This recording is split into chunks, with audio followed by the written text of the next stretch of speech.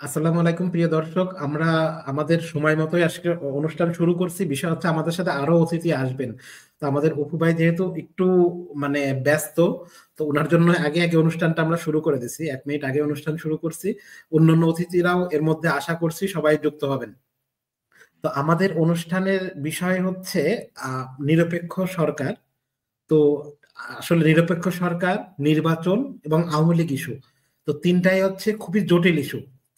জটিল ইস্যু মানে কি, একটা আলোচনা করতে আসলে অনেক সময় লেগে যাবে। তো তারপরেও আসলে নিরপেক্ষ সরকারের বিষয়ে অপু ভাই আমাদের যেই আপনি একটা পলিটিশিয়ান হিসেবে আমাদেরকে যদি বলেন, আমরা তিনটা বিষয়ে আসব। তো প্রথমে নিরপেক্ষ সরকার। তো নিরপেক্ষ সরকার একটা দেশের সামরিক, মনে করেন আপনার জ্বর হলো, আপনি আপাতত প্যারাসিটামল খেয়ে জ্বরটারে নামালেন, কিন্তু এটা কিন্তু আলটিমেট গোল হতে পারে একটা পলিটিশিয়ানকে, এটা মনে করেন? কারণ আপনি পলিটিশিয়ান, আপনি আপনার আলটিমেট বিচার করার ক্ষমতা দিয়ে দিচ্ছেন একজন বিচারকের হাতে, যেখানে বিচার বিভাগ কিন্তু কলুষিত হওয়ার সম্ভাবনা আছে বলে মনে করেন কিনা আপনি? ধন্যবাদ আপনাকে। আপনি জানেন যে বাংলাদেশ স্বাধীন হওয়ার পর নির্বাচন নিয়ে বাংলাদেশের জনগণের যে আশাকাঙ্ক্ষা, সেই আশাকাঙ্ক্ষার বাস্তবায়ন ৭২ সালে ভূলুণ্ঠিত হয়েছিল।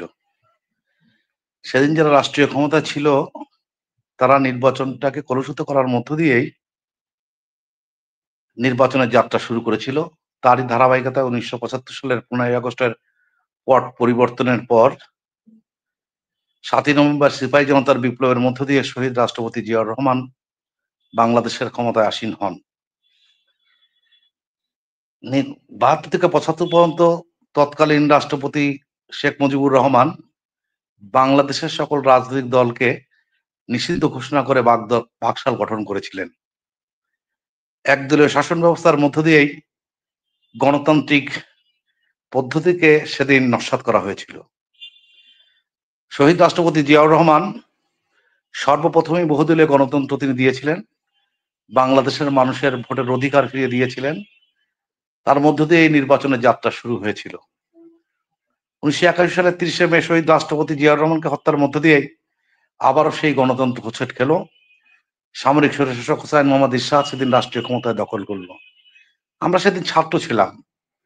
সেই অবস্থায় দীর্ঘ ৯ বছর হুসাইন মোহাম্মদ এরশাদের বিরুদ্ধে আন্দোলন করে বাংলাদেশের মানুষ আবার নতুন করে স্বপ্ন দেখেছিল বাংলাদেশের গণতন্ত্র ফিরে আসবে। তৎকালীন প্রেক্ষাপটে বিচারপতি শাহাবুদ্দিন আহমদের নেতৃত্বে একটি তত্ত্বাবধায়ক সরকারের মধ্য দিয়েই সেদিন যাত্রা শুরু হয়েছিল। সেই যাত্রায় দেশনেত্রী বেগম খালেদা জিয়া বাংলাদেশের প্রথম মহিলা প্রধানমন্ত্রী হিসাবে নির্বাচিত হয়েছিলেন। আপনি আমাকে শুনছেন? হ্যালো। হ্যাঁ ভাই, হ্যাঁ, আমি শুনতে পাচ্ছি, আপনি বলেন। নির্বাচিত হয়েছিলেন। নির্বাচিত হওয়ার পর ৫ বছর পর আবার আর এক তত্ত্বাবধায়ক সরকারের অধীনে এসে শেখ হাসিনা নির্বাচিত এইভাবে হচ্ছিলেন। ১৯৮৬ সালের কথা আপনাদের মনে আছে, তখন তত্ত্বাবধায়ক সরকার নিয়ে আন্দোলন শুরুর মধ্য দিয়েই দেশনেত্রী বেগম খালেদা জিয়া একটি নির্বাচনের মধ্যে দিয়ে তত্ত্বাবধায়কের যে কনসেপ্ট সেটাকে সেদিন তিনি নিয়েছিলেন। আমরা মনে করি যে একটি অনির্বাচিত সরকার কখনোই একটি নির্বাচন দিয়ে নির্বাচিত সরকার তৈরি করতে পারেন না, এটা আমরা বিশ্বাস করি। এই বাংলাদেশের নির্বাচনগুলো এমন হয়ে যায় মাঝে মাঝে যে যারা রাষ্ট্রীয় ক্ষমতা থাকে তারাই নির্বাচনটাকে কলুষিত করার চেষ্টা করে কম বেশি। বাংলাদেশের জনগণের একটা আস্থার জায়গা হয়েছিল তত্ত্বাবধায়ক সরকার, কিন্তু 1-11-এর সময় সেই সরকারটাকেও কলুষিত করে দেওয়া হয়, যে কারণে আবার একটা সমস্যার সৃষ্টি হয়। তারপর তো দীর্ঘ 17 বছরের ইতিহাস বাংলাদেশের জনগণ জানে। সেই জানার মধ্য দিয়েই 17 বছর বাংলাদেশের কোনো জনগণ ভোট দিতে পারেনি। সমস্ত মানুষের ভোটাধিকার ভূলুণ্ঠিত করা হয়েছে, দিনের ভোট রাতে দেওয়া হয়েছে। এইভাবে একটি দেশ শেখ হাসিনার নেতৃত্বে পরিচালিত হয়েছে স্বৈরশাসকের কায়দায়। যে কারণেই ২০২৪-এর ৫ই আগস্ট শেখ হাসিনার পতনের মধ্যে দিয়ে আর একটি অনির্বাচিত সরকার, অন্তর্বর্তীকালীন সরকার নাম দিয়ে আমাদের উপর আছেন। আমরা মনে করি যে নিরপেক্ষ সরকার বা অন্তর্বর্তীকালীন সরকার কারোরই একটি বাংলাদেশের জনগণের একটি নির্বাচন করবেন সেই জায়গাটা রাজনীতিবিদদের জন্য ব্যর্থতা হয়ে যায়। রাজনীতিবিদরাই আসলে দেশ পরিচালনা করেন। আমি মনে করি যে রাষ্ট্রীয় কাঠামো বা বাংলাদেশের নির্বাচন পদ্ধতি এমন জায়গায় নিয়ে যেতে হবে যাতে করে যারাই ক্ষমতায় থাকুক না কেন নির্বাচনের সমস্ত ক্ষমতা নির্বাচনকালীন নির্বাচন কমিশনের উপর বর্তাবে। তিনি যেভাবে নির্বাচন পরিচালনা করবেন সঠিক সুন্দরভাবে সেটাই হবে। রাষ্ট্রের কোনো ক্ষমতা থাকবে না। যারা অন্তর্বর্তী সরকার দায়িত্ব পালন করবেন যে কদিনের জন্য, তারা শুধু পদটাই হোল্ড করবেন, কিন্তু তাদের রাষ্ট্রীয় কোনো ক্ষমতা থাকবে না। এইভাবে যদি হয়, দেশে একটি নির্বাচিত সরকার থেকে আরেকটি নির্বাচিত সরকারে যাওয়া সম্ভব হবে। আর সেই কারণে আমি বিশ্বাস করি যে রাজনীতিবিদদেরই এই দায়িত্ব গ্রহণ করতে হবে। বর্তমান অন্তর্বর্তীকালীন সরকার রয়েছে, ইনারা সেই জিনিসটা করবেন বলে আমরা বিশ্বাস করি, যে নির্বাচন কমিশনকে ঢেলে এমন ভাবে সাজাতে হবে, বিচার বিভাগ, নির্বাচন যত সাংবিধানিক পদগুলো আছেন এমন ভাবে ঢেলে সাজাতে হবে যে যারাই রাষ্ট্রীয় ক্ষমতায় থাকুক না কেন নির্বাচনকে যাতে আর কখনোই কলুষিত করতে না পারে সেই দিকে তাদেরকে মনোনিবেশ করতে হবে। এর বাইরে মনোনিবেশ করে সময় যদি বৃদ্ধি করা হয় তাতে বাংলাদেশের জনগণের ক্ষতি হবে, রাষ্ট্রের ক্ষতি হবে, এটা আমি বিশ্বাস করি। আচ্ছা, আমরা ফরিদ পাঠান সাহেব, উনি হচ্ছেন ফরিদ পাঠান সাহেব, আপনাকে আমাদের চ্যানেলে স্বাগত। আপনি আজকে আমাদের চ্যানেলে প্রথম। তো আর বিষয় হচ্ছে, ফরিদ পাঠান সাহেব হচ্ছে ইউএস এর এয়ারফোর্সের ইঞ্জিনিয়ার ছিলেন। উনি হচ্ছে যাই হোক স্টেট ডিপার্টমেন্টের সাথেও ভালো পরিচিত, তো নাম করা সাংবাদিকও বটে। তো আমরা ফরিদ পাঠান সাহেব আপনার কাছে আমরা জানতে চাচ্ছি, জাস্ট আমাদেরকে একটু শেখান, যেহেতু আপনাদের থেকে আমরা জুনিয়র, আপনাদের ছেলের বয়সী হব, তো আমাদেরকে একটু শেখান। একটা রাজনৈতিক দল যারা একটা ইনস্টিটিউশন বিল্ড আপ করতে পারলো না, আবার সব দলই একই সুরে, ওই যে শিয়াল হুক্কা হু করলে সবই একই সুরে সেই কেয়ারটেকার গভর্নমেন্টে চলে যাচ্ছেন, এই করে বিচার বিভাগ যে ধ্বংস করে দিচ্ছেন, এটা কি আপনারা খেয়াল করছেন কিনা? কি হওয়া উচিত আসলে ফরিদ পাঠান সাহেব? আহ, দাউদ ভাই, অনেক ধন্যবাদ আপনি আমাকে আমন্ত্রণ করার জন্য। আপনার খুব সুন্দর একটা অনুষ্ঠান, সেই অনুষ্ঠানে এবং আজকের যে অতিথি আছেন আরিফুজ্জামান অপু ভাই, আপনাকেও আমি এর আগে আমি দেখা হয়নি, কিন্তু আপনার কথা শুনেছি আমি। আহ, আপনাকে সালাম এবং শুভেচ্ছা রইল, এবং ভবিষ্যতে যারা দর্শক শ্রোতা যারা দেখবেন সবার প্রতি রইল একই সালাম এবং শুভেচ্ছা। আহ দেখেন, বর্তমানে যে অবস্থাটা আসছে সেই অবস্থাটা আসছে অনেকদিন পর। একটা স্বৈর শাসক এবং একটা একদলীয় শাসনতন্ত্র যাকে বলা হয়, এই অবস্থাটা ছিল গত 15টা বছর। আমাদের আজকে যারা বয়স, যাদের বয়স 35-40, তারা বলতে পারে না যে আমরা কখনো ওই সেই ভোট প্রয়োগ করার স্বাদ কি, এই কথাটা বলতে পারছে না। আজকে যারা নতুন সমাজ, সেই নতুন সমাজটা আ যে ইতিহাসটা শুনে আসছে, একটা কল্পকাহিনী ছিল। সেই কল্পকাহিনী থেকে ওভারনাইট আপনার ফ্লিপ করা, ওভারনাইট আপনার এই উত্তর থেকে দক্ষিণে যাওয়া সম্ভব হবে না। আমি যতটুকু মনে করি। তো এর জন্য প্রয়োজন অনেক সময়ের। আমি বিভিন্ন অনুষ্ঠানে আমি বলেছিলাম একটা কথা, যে দেখুন, আপনারা প্রচুর পরিমাণ গার্বেজ, অপরিস প ইয়ে আপনার ময়লা রাস্তায়। এই গার্বেজটাকে যতক্ষণ পর্যন্ত না পরিষ্কার করা হবে, ততক্ষণ আমরা একটা সুন্দর একটা শাসন ব্যবস্থা পাবো না। কারণ একই জিনিস, আ ওই যে কিভাবে বলবো যে আমি যে একই জিনিসকে, কয়লাকে আপনি যতই ধোয়ার চেষ্টা করেন, ময়লা তার যাবে না। সে কালোই থাকবে। এর জন্য আমাদের প্রয়োজন একটা সময়। ওই সময়টা আ দিয়ে যেভাবে একটা নরমাল প্রসেসে আ এদেরকে আ বের করা। আ এ এই যে যেমন আমি আরেকটু আ আরেকটু খুলে বলি। আ যে দেখেন যে প্রশাসনে আজকে কাজ হচ্ছে না। পুলিশে আজকে কাজ হচ্ছে না। আজকে যেকোনো একটা কাজের জন্য গেলে ওই একই অবস্থা। কেন ভাই? আমাকে কি ওই বিগত কোনো একটা সরকারের আপনার দালাল হয়ে থাকতে হবে? কিসের জন্য? সবাই তো আজকে এই যে ৮ লক্ষ আ আ মানুষ বিভিন্নভাবে বাংলাদেশে যারা কাজ করছে, বিভিন্ন প্রশাসনে, বিভিন্ন অফিসে, এরা কি সবাই হাসিনার আত্মীয়? সবাই না। তো আত্মীয় না। তো আপনারা কি, কি এত মধু? কি এত মধু ছিল যে আমাকে ওই পূর্ববর্তী ব্যবস্থায় আমাকে যেতেই হবে?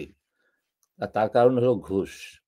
তো আমি আমি মনে করি যে দেখুন, একটা নিরপেক্ষ সরকার করতে হলে একটা উম সুন্দর একটা নির্বাচন করতে গেলে আ ডিসিকে, আ শিক্ষা ব্যবস্থাকে, আ এবং আ এই যে পুলিশ প্রশাসনকে, আ এবং যে স আ প এই যে সামরিক, মিলিটারি সবাইকে একত্রিত হয়ে একটা প্রতিজ্ঞা করতে হবে যে আমরা সুন্দর একটা দেশ গড়তে চাই।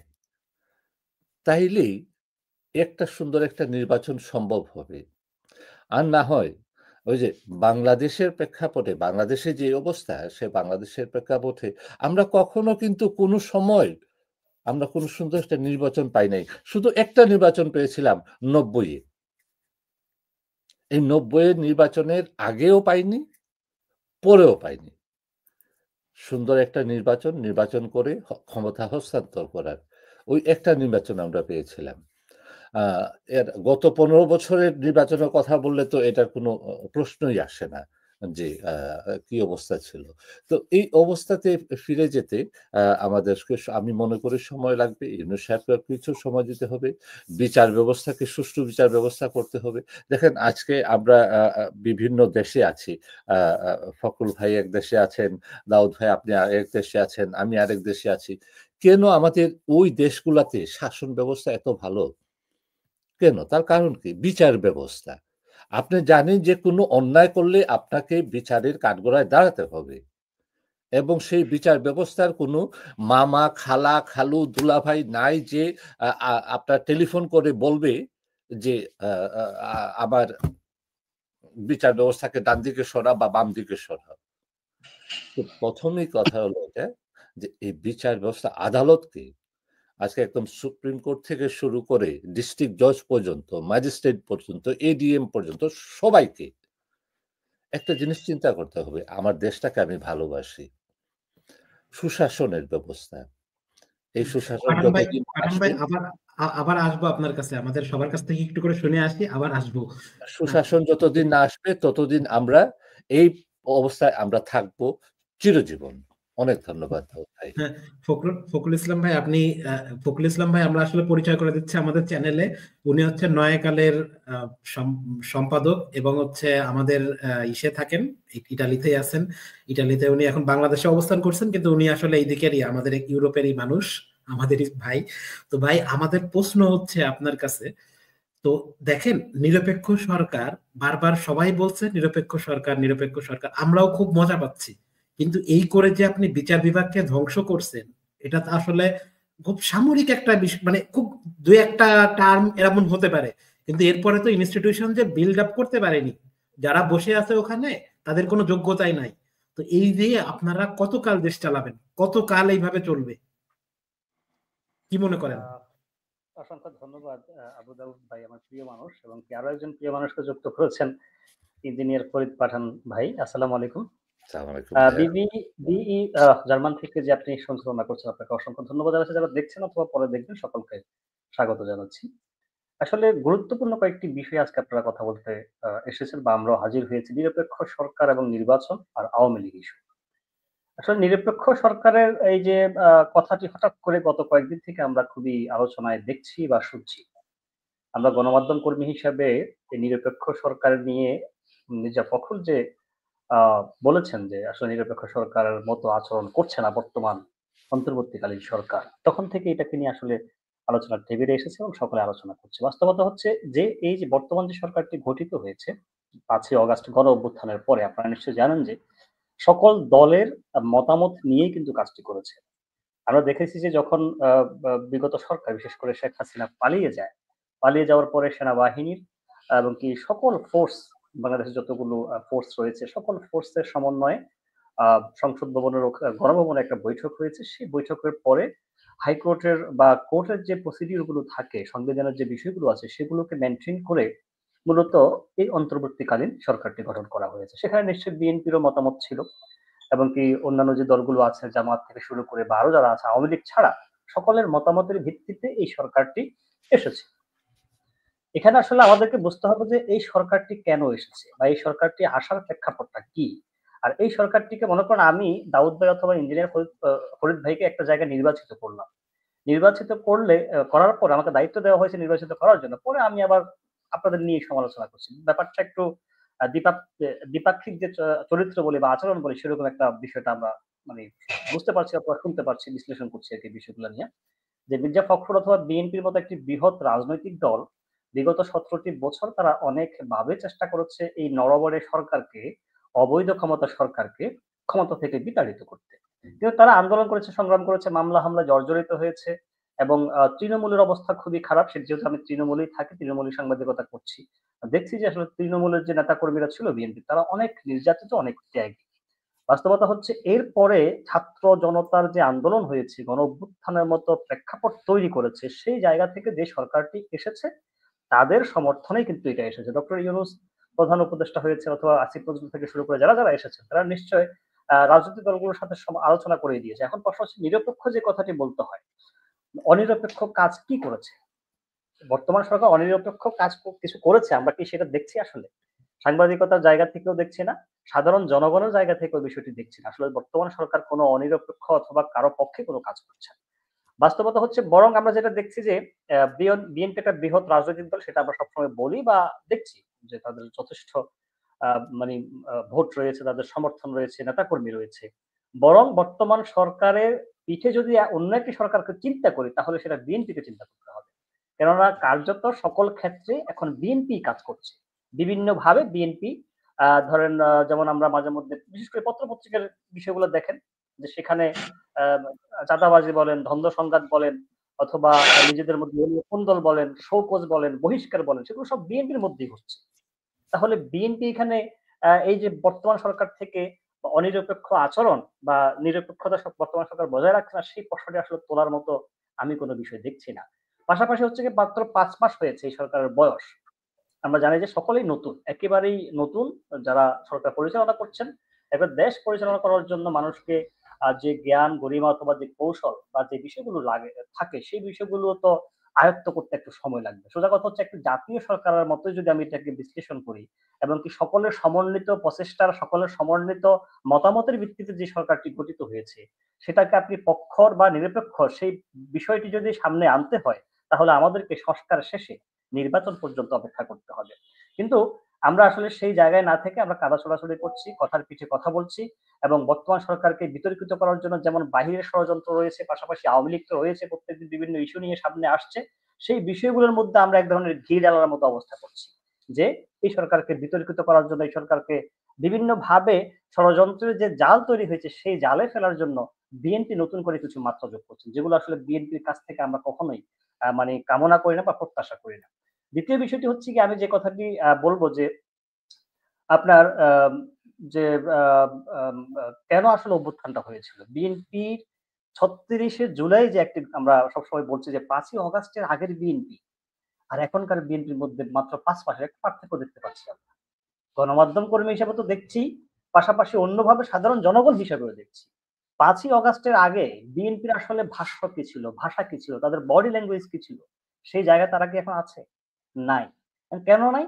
কেননা স্বার্থের যখন ভেগাত ঘটে, রাজনীতিবিদরা আমরা জানি যে রাজনীতিবিদদের দ্বারা সবকিছুই সম্ভব হয়।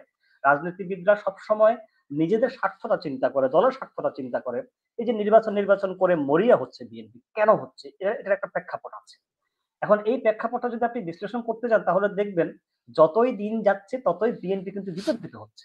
বিভিন্নভাবে বিতর্কিত হচ্ছে। এখন বিএনপির কেন্দ্র থেকে বিশেষ করে আমরা যতটুকু জানি যে বিগত আন্দোলন সংগ্রামে নেতৃত্ব সরাসরি না দিতে পারলেও তারেক রহমান কিন্তু একটা পার্ট ছিল। বিশাল ভূমিকা পালন করেছে। তারেক রহমানের যে চৌকস মানে নেতৃত্ব অথবা যে মেধা তিনি কিন্তু ঠিকই মানে কাজ করেছেন ভিতর থেকে অথবা লন্ডন থেকে। এখন তিনি কিন্তু বারবার বিএনপি নেতাকর্মীদেরকে সতর্ক করছেন যে আগামী নির্বাচনটা চ্যালেঞ্জের হবে। এখন এই চ্যালেঞ্জটি আসলে কি বিএনপির নেতাকর্মীরা কি সেটা বুঝতে পারছে অথবা বুঝার চেষ্টা করছে? মনে হয় না আমার। দেখুন বাস্তবতা হচ্ছে বিএনপি ৫ই আগস্টের যে একটা প্রেক্ষাপট ছিল, বিএনপির যে একটা সমর্থন ছিল, বিএনপিকে যেভাবে মানুষ চেয়েছে যে যদি ৫ই আগস্টের পরে ৬ই আগস্ট নির্বাচন হতো, বিএনপি বিপুল পরিমাণ ভোটে জয়লাভ করত। সুষ্ঠু ভোট হলে। ঠিক এখন ৫ মাস পরে কিন্তু সেই প্রেক্ষাপটটা, সেই যুক্তিটাকে আমরা একটু অযুক্তির দিকে ডে বাই ডে নিয়ে যাচ্ছি। এটা কেন হচ্ছে? আমাদের বিশেষ করে বিএনপির কর্মকাণ্ডের কারণেই হচ্ছে। যতটুকু আমি মানে দেখছি বা বুঝছি। আশা করি আপনারা সকলে একমত হবেন এই বিষয়টা। এখন বিএনপি এই কর্মকাণ্ডগুলোকে আড়াল করতে অথবা তাড়াতাড়ি ধামাচাপা দিতে বা কর্মকাণ্ডের যে পরিমাণটা বৃদ্ধি না হওয়ার জন্য তারা দ্রুত নির্বাচন করতে চাচ্ছে, যেটা আমার সাধারণ অর্থে বা আমার সাধারণ মস্তিষ্কে যেটা ধরে। হ্যাঁ, বাস্তবতা হচ্ছে আমরা আমাদেরকে ফখরুল ভাই, যেটা ফখরুল পরীক্ষা ভাই, বলেছেন যে আমি শেষ ফখরুল করছি। ফরিদ ভাই যে হ্যাঁ, জি। জি, ফরিদ ভাই যে কথাটি বলেছে যে আমাদেরকে ধৈর্য ধারণ করতে হবে এবং বিএনপিকে বুঝতে হবে যে অভ্যুত্থান কেন হয়েছে, 5ই আগস্ট কেন সৃষ্টি হয়েছে, একটা এত বড় রাজনৈতিক দল পালিয়ে গেছে রেকর্ড ব্রেক করে। বাংলাদেশের ইতিহাসে এরকম নেই। কেন পালিয়ে গেছে?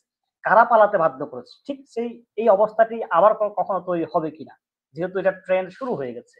সো বিএনপিকে ধৈর্য ধরে সংস্কারগুলোর দিকে মনোযোগ দিয়ে সরকারকে সহায়তা করে আমরা যে সংস্কারের যে মানে পদক্ষেপগুলো সরকার নিয়েছে সেই জায়গাগুলোতে ভুলগুলো ধরিয়ে দেওয়ার জন্য বিএনপিকে আমরা বলবো অথবা রাজনৈতিক দলগুলোকে বলবো। পাশাপাশি নির্বাচনটা যেন সুষ্ঠু এবং সার্থক হয় সেই বিষয়ে অবশ্যই বিএনপি মনোনিবেশ করবেন, যে মানে কথার যে যে নিরপেক্ষ অনিরপেক্ষ এই বিষয়গুলো থেকে বেরিয়ে এসে। ধন্যবাদ। আমাদের সাথে যুক্ত হয়েছেন আরিফ বিল্লাহ, যিনি হচ্ছেন গণ অধিকারের সমন্বয়ক। তো আপনাকে স্বাগত আমাদের চ্যানেলে, প্রথম আপনি আসলেন, তো স্বাগত। এর সাথে সাথে আমরা আসলে আপনার কাছে প্রশ্ন করি কিছু। আপনারা যে নিরপেক্ষ সরকার, নিরপেক্ষ কথা বলছেন, আমরা আসলে সাপোর্ট করি, আমাদের খুব শুনতে ভালো লাগছে। এই নিরপেক্ষর কথা বলে আসলে আর কতকাল চলবে এইভাবে? মনে করেন আমাকে না আপনি নিরপেক্ষ বানাচ্ছেন, কিন্তু আমাকে কি আপনি রিড করতে পারছেন? আমাকে তো রিড করতে পারছেন না। যেমন আমি যদি উদাহরণ দিই, লতিফুর রহমান বাংলাদেশের একজন মানে উপদেষ্টা ছিলেন, মানে ছিলেন চিফ অ্যাডভাইজার ছিলেন, যিনি আসার একদিনের মধ্যে সমস্ত সচিবালয়ের সমস্ত সচিবদেরকে চেঞ্জ করছিলেন। তো আমরা যেই সরকার এখন আছে সেই সরকারের এমন কোনো আগ্রহই দেখতে পাচ্ছি না। এবং সাথে আমি যদি আপনাদেরকে, আমি এর পরের প্রশ্নে আসব, তো আপনাদেরকে আরেকটা ভিডিও দেখাবো আমি পরে। তো এই টাইপের সরকার দিয়ে কি আসলেই সবসময় কি চলবে কিনা? যে দেখা যাচ্ছে বিএনপি 5 বছর থাকলো, তার 3 মাস আগে ক্ষমতা ছেড়ে দিল, অথবা 5 বছর পরে 3 মাস পরে আরেকজনের কাছে ক্ষমতা দিল, সে আবার নতুন করে করলো। এইভাবে কি আসলে হয়? কি বলেন আরিফুল বিল্লাহ? আরিফ বিল্লাহ। জি, আমি বলছি, আমি তো পলিটিক্যাল একটা পার্সন, যেহেতু রাজনীতি করি। এর আগে একটু সকলকে শুভেচ্ছা জানাই। আমি যেহেতু এই প্রথম এই চ্যানেলে আসছি, এর আগে কখনো আসা হয় নাই। সঞ্চালক মহোদয়কেও শুভেচ্ছা জানাই এবং পাশাপাশি আমার সহ আলোচক যারা আছেন সকলকে শুভেচ্ছা জানাই। আসি এবার কথায়। আমরা চাচ্ছি নিরপেক্ষ সরকারের অধীনে নির্বাচন দিতে হবে। সেটির আমাদের দীর্ঘ 17টি বছরের চাওয়া। চাইতে চাইতে শেষ পর্যন্ত হাসিনার পতন হইল, 5 আগস্ট ঘটাতে হলো। এটা বিশাল কাহিনী, আমি সেই কাহিনীতে যাব না। তবে একটু মূল সারাংশ বলছি। আমাদের ভাইয়েরা আসিফ, নাহিদ, সার্জিস, হাসনাত সহ অসংখ্য আমাদের ছাত্র ভাইয়েরা, আমাদেরই ছোট ভাই, তারা দায়িত্ব নিল যে আমরা এখন ঘোষণা দেব, আপনারা এই আন্দোলনের বাস্তবায়ন করবেন। আমরা তাদেরকে ঘোষণার জন্য দায়িত্ব দিলাম, আর তাদের পাশে থেকে আমরা আন্দোলন করে বাস্তবায়ন করে হাসিনার পতন ঘটাতে বাধ্য করছি। তারপর সুন্দর একটা দেশ হয়েছে, সেই দেশে অন্তর্বর্তীকালীন সরকার প্রতিষ্ঠিত হয়েছে। ডক্টর মোহাম্মদ ইউনূস সাহেবকে সেই সরকারের প্রদান করা হয়েছে। আমরা ডক্টর মোহাম্মদ ইউনূস সাহেবের কাছে চেয়েছিলাম একটি সুষ্ঠু নির্বাচন করবেন, যৌক্তিক সংস্কার শেষ করে স্বল্প সময়ের মধ্যে নির্বাচনের রোডম্যাপ ঘোষণা করবেন।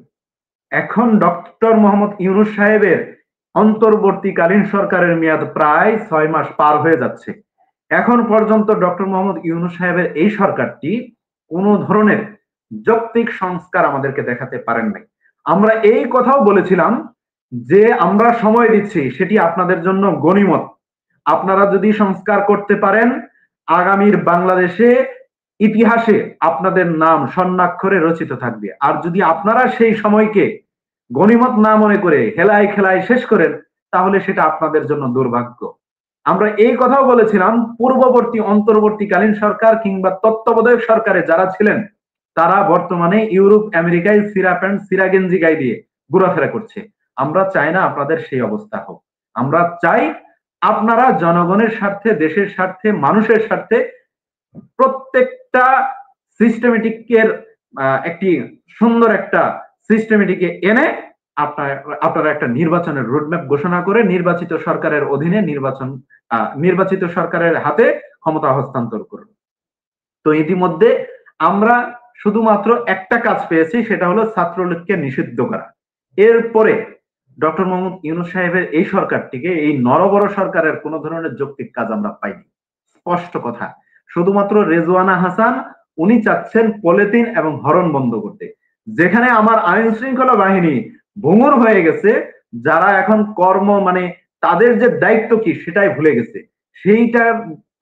সেটা বাদ দিয়ে তাদেরকে করা হচ্ছে পোশাক পরিবর্তন। যেখানে তাদের পরিবর্তন করার কথা ছিল, আওয়ামী লীগের 10,46,926 জনকে পোস্ট এখানে করা হয়েছে, পোস্টার ঢুকানো হয়েছে, তাদেরকে বের না করে তাদেরকে দিয়ে পোশাক চেঞ্জ করে দেখাচ্ছে যে সংস্কার হচ্ছে। এটা কোনো সংস্কার নয়। আমরা স্পষ্ট ভাষায় বলি, বাংলাদেশে 35 লাখ বেকার রয়েছে। এই বেকারদেরকে যদি চাইতো ক্ষমতায় আসার 7 দিনের পরেই যে সংক্ষিপ্ত ট্রেনিং দিয়ে এদেরকে আমরা ইনক্লুড করে আইন শৃঙ্খলা বাহিনীকে শক্তিশালী করব, একটি আইন শৃঙ্খলা বাহিনীতে রূপান্তরিত করব, পুলিশ বাহিনীতে রূপান্তরিত করব, র্যাবে রূপান্তরিত করব, সেটি সম্ভব ছিল। এতদিনে দুইটি ব্যাচ বেরিয়ে গেত, সম্ভব ছিল, কিন্তু এটি করতে পারেন নাই, ওনাদের মেধায় কাজ করে নাই আমি মনে করি। কারণ যাদেরকে এই এনজিও সরকার যে উপদেষ্টা করা হয়েছে, আসিফ নজরুল বলেন, রেজওয়ানা হাসান বলেন, ফারুকি বলেন, এই যে যাদেরকে করা হয়েছে, কারো পূর্ব কোনো অভিজ্ঞতা নাই, একজনেরও অভিজ্ঞতা নেই। আমি জানতে চাই এই ফারুকিদের উপদেষ্টা হওয়ার যে মানে একটা ফর্মুলা লাগে, ক্যাটাগরি লাগে, একটা উদ্দেশ্য লাগে, সে কোন ক্যাটাগরিতে সে উপদেষ্টা হয়েছে আমি জানতে চাই, দেশের মানুষ জানতে চায়। এই ফারুকিকে দিয়ে যদি আপনি আপনার এই দেশের সংস্কৃতির ডেভেলপ করতে চান, আমি মনে করি সংস্কৃতিকে ধ্বংস করে দেওয়া হবে। কারণ এই ফারুকির হাত ধরেই নোংরা অপসংস্কৃতি বাংলাদেশে প্রতিষ্ঠিত হয়েছে। এই ফারুকিকে যখন আপনারা বসিয়েছেন একজন নাস্তিক মার্কা লোক, একজন বাটপারকে, তখনই আমরা বুঝতে পেরেছি এই সরকার দিয়ে কোন কাজ হবে না। তাই একটি দ্রুততম সময়ের মধ্যে নির্বাচনের ব্যবস্থা করতে হবে। নির্বাচিত সরকার আসবে, আমরাই সেই সরকারে থাকবো, আমরাই সেই সরকারে থেকে দেশকে নতুন ভাবে ঢেলে সাজাবো। আমরা 31 দফা বিএনপি সহ গণ অধিকার পরিষদ সহ যুগপৎ আন্দোলনের যারা আমরা সাথী ছিলাম, ঐক্যবদ্ধভাবে 31 দফা দাবি দিয়েছিলাম, 31 দফা সংস্কারের জন্য প্রস্তাবনা দিয়েছিলাম। সেটি আমরা নির্বাচনের পরে এসে আমরা সেটি সংস্কার করে এদেশের মানুষকে একটি দেশ, সুন্দর একটি সোনার দেশ উপহার দেব। আমরা সেটি করতে পারবো। আজকে যাদেরকে আমরা সমন্বয় হিসেবে আমাদের ছোট ভাইদেরকে দায়িত্ব দিয়েছি, তাদের মধ্যে একটা বিশৃঙ্খলা আমরা দেখতে পাচ্ছি তাদের মধ্যে। কারণ ছোট মানুষ, তারা ভুল করবে, আমরা বড় ভাই তাদের ভুলগুলো শুধরে দেব, আমরা সেটি করব। তবে আমরা যেটি লক্ষ্য করছি, তাদের মধ্যে যে বিভাজনের যে সৃষ্টি হচ্ছে, সেটি মাত্র ক্ষমতার কারণে, তাদেরকে আজকে ক্ষমতার পাওয়ার দেওয়ার কারণে আজকে এই বিভাজন তৈরি হচ্ছে। আমরা চাই, আমরা এখন ব্যান্ডগার্ডের দায়িত্ব পালন করছি, দারোয়ানের দায়িত্ব পালন করছি, তারাও আমাদের সাথে দারোয়ানের দায়িত্ব পালন করবে, ব্যান্ডগার্ডের দায়িত্ব পালন করবে। তাহলে এই রাষ্ট্র সুশৃঙ্খল ভাবে দেশের জন্য, মানুষের জন্য কাজ করতে পারবে। না হলে যে বিশৃঙ্খল পরিবেশ তৈরি হচ্ছে ভারতের এবং রয়ের পরিকল্পনায়, হাসিনা সেটাতে ফুয়েল দিচ্ছে, সেটি কিন্তু বাস্তবায়ন হয়ে যাবে। আমরা চাই কোনোভাবে হাসিনা যেন আবার পুনরায় এদেশে ফিরে না আসতে পারে। যদি হাসিনা এদেশে ফিরে আসে স্বপ্ন দেখে, তাকে আইনের কাঠগড়ায় দাঁড় করাতে হবে। অন্তর্বর্তীকালীন সরকারকে আমরা মনে করেছিলাম সেকেন্ড স্টেপে যে এই আন্দোলনে, জুলাই গণ অভ্যুত্থানে যারা শহীদ হয়েছে তাদের ক্ষতিপূরণ দেবে। আমরা মনে করেছিলাম এই জুলাই গণ অভ্যুত্থানে যারা পঙ্গুত্ব বরণ করেছে তাদের পাশে দাঁড়াবে, কিন্তু আমরা দেখলাম তার উল্টো, সেই ধরনের কোন মনোযোগ নেই। আজকে সার্জিস, সে জুলাই ফাউন্ডেশন থেকে পদত্যাগ করছে 6 মাস পরে। আমি বলছি, সার্জিস তুমি আমার ছোট ভাই, আমি তোমাকে বলতে চাই, তুমি যে আজকে এই জুলাই ফাউন্ডেশন থেকে পদত্যাগ করলা 6 মাস পরে কেন, জানতে চাই দেশের জনগণ। 6 মাস আগে তোমার উচিত ছিল পদত্যাগ করা, কিন্তু 6 মাস পরে কেন তুমি পদত্যাগ করলা? যখন দেখতে পারলা এই পঙ্গু ভাইদেরকে তোমরা সহযোগিতা করতে পারছো না, কোনো ধরনের ব্যবস্থা গ্রহণ করতে পারতেছো না, কিন্তু তোমরা তখন এসে পদত্যাগ করছো। এর আগে তোমরা কি করেছো আমরা একটু জানতে চাই। আজকে পঙ্গু যারা হয়েছে তারা রাস্তায় এসে আন্দোলন করছে, আমাদের চিকিৎসা হচ্ছে না। এদের উচিত ছিল সিঙ্গাপুর, ব্যাংকক, যেখানে ভালো চিকিৎসা হয়, এই যারা জীবিত আছে তাদেরকে সেখানে পাঠিয়ে দিয়ে চিকিৎসার ব্যবস্থা করা। এরপরে সংস্কার উচিত ছিল যে আগামীর একটা জাতি তৈরি করার জন্য এই জাতিকে ইতিহাসের শিক্ষা থেকে বের করে নিয়ে, শুধু ইতিহাস আর ইতিহাস, দলীয় ইতিহাস থেকে বের করে নিয়ে একটি কর্মক্ষম, গবেষণামূলক এবং কর্মমুখী একটি শিক্ষা বীজ বপন করা উচিত ছিল। এবং এদেশে পাচার হয়েছে সেই অর্থকে ফেরত আনার প্রয়োজন ছিল। একই সাথে আওয়ামী লীগের যত নেতাকর্মী যারা এই গণহত্যার সাথে জড়িত, তিনটি গণহত্যা, পিলখানা, হেফাজতে ইসলাম, 24-এর গণঅভ্যুত্থানে যারা জড়িত, প্রত্যেককে আইনের কাঠগড়ায় দাঁড় করিয়ে যথাযথ আইন প্রয়োগ করা প্রয়োজন ছিল। এদেরকে গ্রেপ্তার করতে পারে নাই, কারণ আইন শৃঙ্খলা বাহিনী তো সংস্কার হয় নাই, গ্রেপ্তার করতে পারে নাই, এদেরকে আইনের আওতায় আনতে পারে নাই। সেই জন্য এখনো বিভিন্ন জায়গায় জটেকা মিছিল করে আওয়ামী লীগ সেই দুঃসাহস দেখায়। তিনটি গণহত্যার দায় যে সরকারের উপর, যে দলটির উপর, সেই দলটিকে আবার তারা এখনো কোনো ধরনের নির্বাচন থেকে ফেরাতে পারছে না। উচিত ছিল অন্তত আগামী 30 বছরের জন্য তাদেরকে নির্বাচন থেকে সরিয়ে দেওয়া, নিষিদ্ধ না করতে পারলেও অন্তত তাদেরকে আগামী 30 বছর যেন বাংলার মাটিতে তারা রাজনীতি না করতে পারে সেই ব্যবস্থা করে দেওয়া। এই আওয়ামী লীগ নামক কলঙ্কিত দলটি বাংলাদেশকে আজকে শেষ করে দিয়েছে। অবৈধ চুক্তি করেছে ভারতের সাথে, কারণ ভারতে গিয়ে তাদের পালিয়ে থাকতে হবে, অর্থের প্রয়োজন। সেই জন্য 25 বছরের জন্য আদানি গ্রুপের সাথে চুক্তি করেছে, যেখানে বাংলাদেশকে প্রত্যেক বছর 4,000 লক্ষ মিলিয়ন ডলার সেখানে দিতে হচ্ছে ক্যাপাসিটি চার্জ হিসেবে। অলরেডি ডক্টর মোহাম্মদ ইউনূস স্যারের কাছে অনুনয় বিনিময় করে 2 বছরের ক্যাপাসিটি চার্জ বকেয়া হিসেবে তারা চাচ্ছে 8,000 কোটি টাকা 2 বছরে। আমরা বলছি আদানির সাথে অবিলম্বে এই চুক্তি বাতিল করতে হবে। সেই অথরিটি এই সরকারের আছে। এটা হলো সংস্কার। হাসিনার কোন চুক্তি বাস্তবায়ন করবার জন্য এই সরকারকে বসানো হয় নাই। হাসিনার অবৈধ চুক্তিগুলো বাতিল করে দেশের সাথে, জনগণের সাথে, মানচিত্রের সাথে একটি সুন্দর সুশৃঙ্খল চুক্তি করবার জন্য এই সরকারকে বসানো হয়েছে। কিন্তু আমরা দেখলাম সেই জায়গায়ও এই সরকার ব্যর্থতার পরিচয় দিচ্ছে। আমরা মনে করছি সরকার যদি এভাবে ব্যর্থতার পরিচয় দেয়, এখন যেভাবে ভারত এবং আওয়ামী লীগ যৌথভাবে প্রপাগান্ডা ছড়াচ্ছে social media, Facebook, YouTube, Twitter, Viber সহ বিভিন্ন গণমাধ্যম সহ ভারতের গণমাধ্যম গুলোতে বিশেষ করে যে হিউমার ছড়ানোর চেষ্টা করছে, হাসিনা তাহাজ্জুদ পড়েই এদেশে ফিরে আসবে, আমরা মনে করছি এটি এক ধরনের বিভ্রান্তকর ভণ্ডামি কথা এবং এদেশকে উত্তপ্ত করবার জন্য একটি নীল নকশা পরিকল্পনা করছে। আমি বলতে চাই যে আসলে হাসিনা যেভাবে পরিকল্পনা ভারতকে সাথে নিয়ে করছে, সেই পরিকল্পনা যদি বাস্তবায়িত হয়ে যায় তাহলে দেশের জনগণের জন্য ভয়ঙ্কর রূপ ধারণ করবে। তাই আমি বলছি এই সরকারটি আমাদের রক্তের উপর বসেছে, আমাদের ত্যাগ তিতিক্ষার বিনিময়ে এই সরকারটি আমরা বসিয়েছি, আমরা ম্যান্ডেট দিয়ে বসিয়েছি।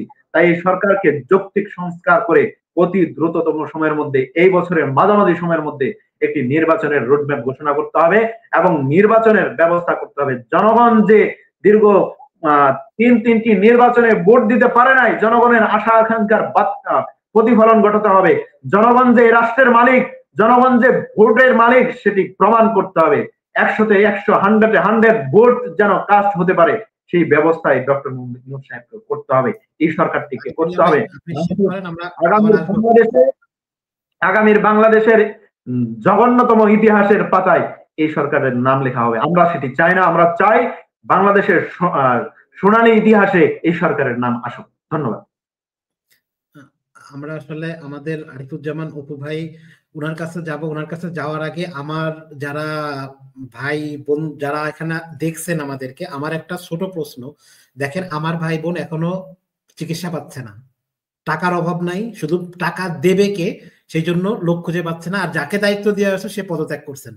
এই হচ্ছে আমার স্ট্যান্ড, এই হচ্ছে আমার দেশের আমার চেতনা। আমরা যে চেতনা বিক্রি করি না, এই হচ্ছে চেতনা। এখন শুধু বিএনপির নামে কমপ্লেন দিচ্ছেন যারা রাজনীতিবিদ।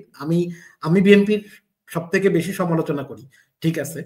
যারা বিএনপির নামে সমালোচনা করছেন, সবই ঠিক আছে ভাই, কিন্তু আমি একটা জিনিস, বিএনপি আওয়ামী লীগকে নিষিদ্ধ করতে চাচ্ছে না বলে আপনারা সবাই বলছেন, আজকে দেখলাম যে খুব নামি দামি ইউটিউবার, তিনার ভিডিও তো একই দোষ, মানে আওয়ামী লীগকে নিষিদ্ধ করা হচ্ছে না, শুধুমাত্র বিএনপি চাচ্ছে না এই জন্য।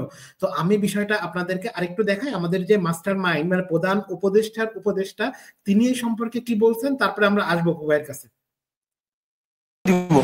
নিষিদ্ধ করব কিসের প্রক্রিয়া করব?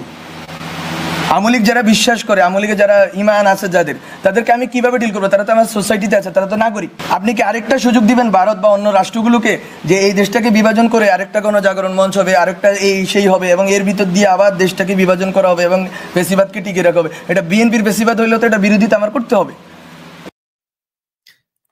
এখন আপনারা যারা সত্য কথা বলেন, আমি আপনাদেরকে রিকোয়েস্ট করব, মানে অনেকেই দেখছি যে আপনারা শুধু বলছেন যে, আজকে দেখলাম একজন নামি দামি সাংবাদিক, আমি ওনাকে সম্মান করি সেজন্য নাম বললাম না, তো উনি দেখাচ্ছেন যে কোনো একজন সাংবাদিক এরকম বিরোধিতার কারণে আওয়ামী লীগ তিনি প্রতিস্থাপন করতে যাচ্ছেন। বিষয়টা কি আসলে এমন? যারা মাস্টার মাইন্ড তারাই তো আওয়ামী লীগের, ভাই আওয়ামী লীগ খারাপ, কিন্তু আওয়ামী লীগের টাকা আর ভোটে কোনো সমস্যা নাই। তো আরেক মানে অপু ভাই, আপনার কাছে আমাদের প্রশ্ন খুবই সহজ সরল প্রশ্ন, আওয়ামী লীগ রাজনীতি করবে এটা, আওয়ামী লীগের যে মানুষ আছে তাদেরকে মনে করেন খুনিকে আপনি রাজনীতি করতে দিতে চাচ্ছেন, মানে ধর্ষককে ধর্ষণ করার অধিকার আছে এটা বলেই বোঝাতে চাচ্ছেন? দেখেন, আপনারা কি নুরেমবার্গ ট্রায়ালের নাম শুনছেন? যেই পার্টি খুন করছে তাকে আগে ধ্বংস করে দিতে হয়, ধ্বংস করে তারা রাজনীতি করবে, তাদের জনগণ তো সমস্যা নাই। কিন্তু সবাই তো আর খুন করেনি। যারা আওয়ামী লীগের অনেক ভালো থাকতে পারে, আমি সবাইকে খারাপ বলতে পারি না, ভালো থাকতে পারে, তারা রাজনীতি করুক, সমস্যা নাই। কিন্তু আপনি যারা খারাপ কাজ করছে তাদেরকে বিচারের আওতায় না এনে আপনি বলছেন তাদের রাজনৈতিক অধিকার। এটা কি ধর্ষককে ধর্ষণের মানে পারমিশন দেওয়ার মতো হয়ে যাচ্ছে না? আপনি কি মনে করেন অপু ভাই? ধন্যবাদ সম্মানিত আলোচক বিন্দুদেরকে। আমি এই বক্তব্যের আসার আগে ফখরুল ভাইয়ের কিছু বক্তব্য মনোযোগ সহকারে শুনছিলাম আর কি। উনি কয়েকটি বক্তব্য উপস্থাপন করেছেন যে একটি রক্তক্ষয়ী সংঘর্ষের মধ্যে দিয়ে 5ই আগস্টের জন্ম হওয়ার কারণেই বর্তমান অন্তর্বর্তীকালীন সরকার দায়িত্ব নিয়েছেন। এই সরকারের প্রতি বাংলাদেশের প্রতিটি জনগণেরই, রাজনৈতিক দলমত নির্বিশেষে সকলেরই একটা সমর্থন, সেই সমর্থনটা হচ্ছে আনকন্ডিশনাল সমর্থন, যে এই সরকার বাংলাদেশের মানুষ যে আশাকাঙ্ক্ষা নিয়ে একটি রেজিমকে, একটি স্বৈরশাসককে বাংলাদেশ থেকে হটিয়েছে, যাতে করে পুনরায় আর কখনোই এই ধরনের স্বৈরশাসক বাংলাদেশের মাটিতে জন্মগ্রহণ করতে না পারেন। সেই কারণেই এই সরকারের উপর দায়িত্ব বাংলাদেশের জনগণ শতভাগ দিয়েছেন। কিন্তু আমার প্রশ্ন হলো যে একটি অনির্বাচিত সরকারের সময়সীমা কতদিন? একটি অনির্বাচিত সরকার বাংলাদেশের রাষ্ট্র পরিচালনা কতদিন করবেন? তারপর দেখলেন যে আমার এক ভাই বক্তব্য উপস্থাপন করেছেন, আজকে যারা ইন্টারিম গভর্নমেন্টে আছেন তাদের যোগ্যতা নিয়ে বাংলাদেশের মানুষের মধ্যে কিন্তু ইতিমধ্যেই সংশয় দেখা দিয়েছেন। আজকে আইন শৃঙ্খলা পরিস্থিতির কথা বলেন, যে বাংলাদেশে আইন শৃঙ্খলা পরিস্থিতি বা পুলিশ প্রশাসন আছে বলে এই জিনিসটাই কেউ এখন বিশ্বাস করেন না, কারণ কোনো ফাংশন নাই। আওয়ামী লীগের 17 বছরে যে পরিমাণে নিয়োগ দেওয়া হয়েছে পুলিশ বাহিনীতে, তাদেরকে রেখে আপনি বাংলাদেশের আইন শৃঙ্খলা পরিস্থিতি ভালো করতে পারবেন এটা কেউ বিশ্বাস করে না। এই সকল সমস্যা উত্তরণের একমাত্র পথই হচ্ছে রাজনৈতিক সরকার, রাজনৈতিক দলীয় সরকার যদি রাষ্ট্রীয় ক্ষমতায়, নির্বাচিত সরকার যদি অধিষ্ঠিত না হয়, কোনো অবস্থাতেই আজকে যারা দায়িত্ব পালন করছেন তাদের পক্ষে সম্ভব নয়। ডক্টর ইউনূস সাহেব একজন শ্রদ্ধেয় ব্যক্তি, তিনি সারা বিশ্বের একজন নামকরা মানুষ, নোবেল লরিয়েট, তিনি অবশ্যই যোগ্য মানুষ, কিন্তু যোগ্যতা এক জিনিস, দেশ পরিচালনার বিষয় কিন্তু আর একটা জিনিস। আজকে একটা জিনিস খেয়াল করে দেখেন, যে ত্যাগ তিতিকার মধ্যে দিয়ে ছাত্র জনতার স্বতঃস্ফূর্ত আন্দোলনের মধ্যে দিয়ে, রক্তের মধ্য দিয়েই এই দেশটা 5ই আগস্ট নতুন করে একটি গণতন্ত্রের পথে যাত্রা শুরু করেছে। এদেশের ছাত্র সমাজের উপর বাংলাদেশের জনগণ 71 সালে যেমন বিশ্বাস করেছে, 90 সালে তেমন বিশ্বাস করেছে, আবার এই 24-এ এসেও সে একই বিশ্বাস করেছে। কিন্তু আপনারা একটু খেয়াল করে দেখবেন, আজকে বৈষম্য বিরোধী ছাত্র আন্দোলন যারা করেছেন তাদেরকে নাম শুনলেও কিন্তু এখন সাধারণ মানুষ ভীত হয়ে পড়েন। কারণ আপনারা সাংবাদিক মানুষ, যেমন ফখরুল ভাই সাংবাদিক মানুষ, আপনি আপনার দৃষ্টিকোণ, আপনার দৃষ্টির চোখটা অনেক সুদূর, আপনারা দেখতে পান আজকে বৈষম্য বিরোধী ছাত্রদের প্রতি বাংলাদেশের যে অকুণ্ঠ ভালোবাসা ছিল ছাত্রদের প্রতি, সেই জিনিসটা কিন্তু ফিকে হয়ে যাচ্ছে। আর এই ফিকে হয়ে যাওয়ার কারণেই কিন্তু বাংলাদেশ একটা সংকটে পড়তে পারে। আপনি একটা কথা বলেছেন যে বিএনপি নির্বাচন চায় কেন? বিএনপি তো নির্বাচন চাইবেই, কিন্তু বিএনপি তো নির্বাচনের মধ্যে দিয়ে রাষ্ট্রীয় ক্ষমতা যেতে চায়। বিএনপি তো অনির্বাচিত হয়ে রাষ্ট্রীয় ক্ষমতা অধিষ্ঠিত চায় না। বাংলাদেশে আপনাকে একটা গাইডলাইন দিতে হবে যে 2 বছর পর বা 3 বছর পর বা 5 বছর পর আমি জাতীয় সংসদ নির্বাচন দেবো এই সমস্ত সংস্কার করে। আপনি কোনো কিছুই বলবেন না, অনাদিকাল অনন্তকাল ধরে তো চলতে পারে না। সংস্কার তো একটা চলমান প্রক্রিয়া, এই প্রক্রিয়াটাকে তো একদিনেই সমস্ত সংস্কার করা যায় না। বাংলাদেশে একটা অবাধ নিরপেক্ষ নির্বাচনের জন্য যা যা প্রয়োজন সেই সংস্কার করেই একটা স্বল্প সময়ের মধ্যে দিয়েই একটা নির্বাচন করা যেতে পারে। আপনি বলেছেন যে বিএনপির জনপ্রিয়তা, হ্যাঁ, একটা বৃহৎ রাজনৈতিক দল 5ই আগস্টের ঘটনার পর যা কিছু ঘটে নাই সে কথা আমি বলবো না বিএনপি নেতাকর্মীরা, কিন্তু যা ঘটেছে তার চেয়ে বড় বেশি প্রচার করেছেন একটি রাজনৈতিক দল তাদের রাজনৈতিক স্বার্থে। আপনাদের নিশ্চয়ই খেয়াল আছে যে একটি রাজনৈতিক দল যখন বলল যে আওয়ামী লীগকে ক্ষমা করে দিয়েছি, উনরা ক্ষমা করার কে, তখন কিন্তু অনেকেই কথা বলেন নাই। কেন কথা বলেন নাই? কারণ রাজনৈতিক দলকে আওয়ামী লীগকে ক্ষমা করার অধিকার তো ওনাদের নেই। বাংলাদেশের জনগণ ক্ষমা করবে কি করবে না সেটা নির্বাচনের মধ্যে দিয়ে বাংলাদেশের জনগণ প্রমাণ করবে যে তাদের ক্ষমা হবে কি হবে না। বাংলাদেশে আওয়ামী লীগের রাজনীতি করার অধিকার যেমন নেই, তখন একটা রাজনৈতিক দলকে তাকে ব্যান করতে হবে। আর সেই কারণেই যারা 71 সালের পটভূমিতে সেদিনের তো একটা সিদ্ধান্ত যারা বাংলাদেশের বিরোধিতা করেছে, তাদের যেমন অধিকার নাই যে বাংলাদেশে রাজনীতি করে বাংলাদেশের জনগণের উপর আবার সেই 71-এর পূর্ব অবস্থায় ফিরে যাওয়ার, ঠিক তেমনি 24-এর আন্দোলনে যারা পরাজিত হয়েছে তাদের অধিকার নেই বাংলাদেশের জনগণের উপর আবার স্ট্রিম রোলার চালানোর। কিন্তু বাংলাদেশের জনগণ তো বিএনপিতে বিশ্বাস করে বহুদলীয় গণতন্ত্রে, বিএনপিতে বিশ্বাস করে যে যারা দোষী তাদের বিচার করতে হবে, শেখ হাসিনার বিচার করতে হবে। শেখ হাসিনার মন্ত্রী পরিষদের যারা হাজার হাজার কোটি টাকা আত্মসাৎ করেছে, যারা শেখ হাসিনার পরিবারের সদস্যরা যারা করেছে, আওয়ামী লীগের নেতারা যারা যেখানে অপরাধ হয়েছে তাদেরকে ধরে ধরে আগে বিচার করতে হবে। কিন্তু সে বিচার কই? আপনি দেখেন 5ই আগস্টের পরে আমরা শুনেছিলাম যে 800 জন তাদের সেনাবাহিনীর কাছে বন্দী আছেন। জাতি জানতে পেরেছে সেই 800 জন কারা, তারা কোথায়? আমাদের প্রশ্ন, তারা কোথায় গেল, কিভাবে গেল, কিভাবে বাংলাদেশ থেকে পার হয়ে গেল? এই জিনিসগুলো কিন্তু বাংলাদেশের মানুষের মনে প্রশ্ন জাগছে। সেই কারণে আমাদের বক্তব্য বা আমার বক্তব্য স্পষ্টই যে বাংলাদেশে সকল দলের যেমন রাজনীতি করার অধিকার আছে, বাংলাদেশের জনগণই সিদ্ধান্ত গ্রহণ করবে যে কারা আগামীতে রাষ্ট্রীয় ক্ষমতায় যাবে। সেই কারণে বিএনপি নির্বাচনের পক্ষে। বিএনপি যারা অপরাধ করছে সেই অপরাধীর বিরুদ্ধে কিন্তু দেখেন কি ধরনের বিচার ব্যবস্থা হচ্ছে।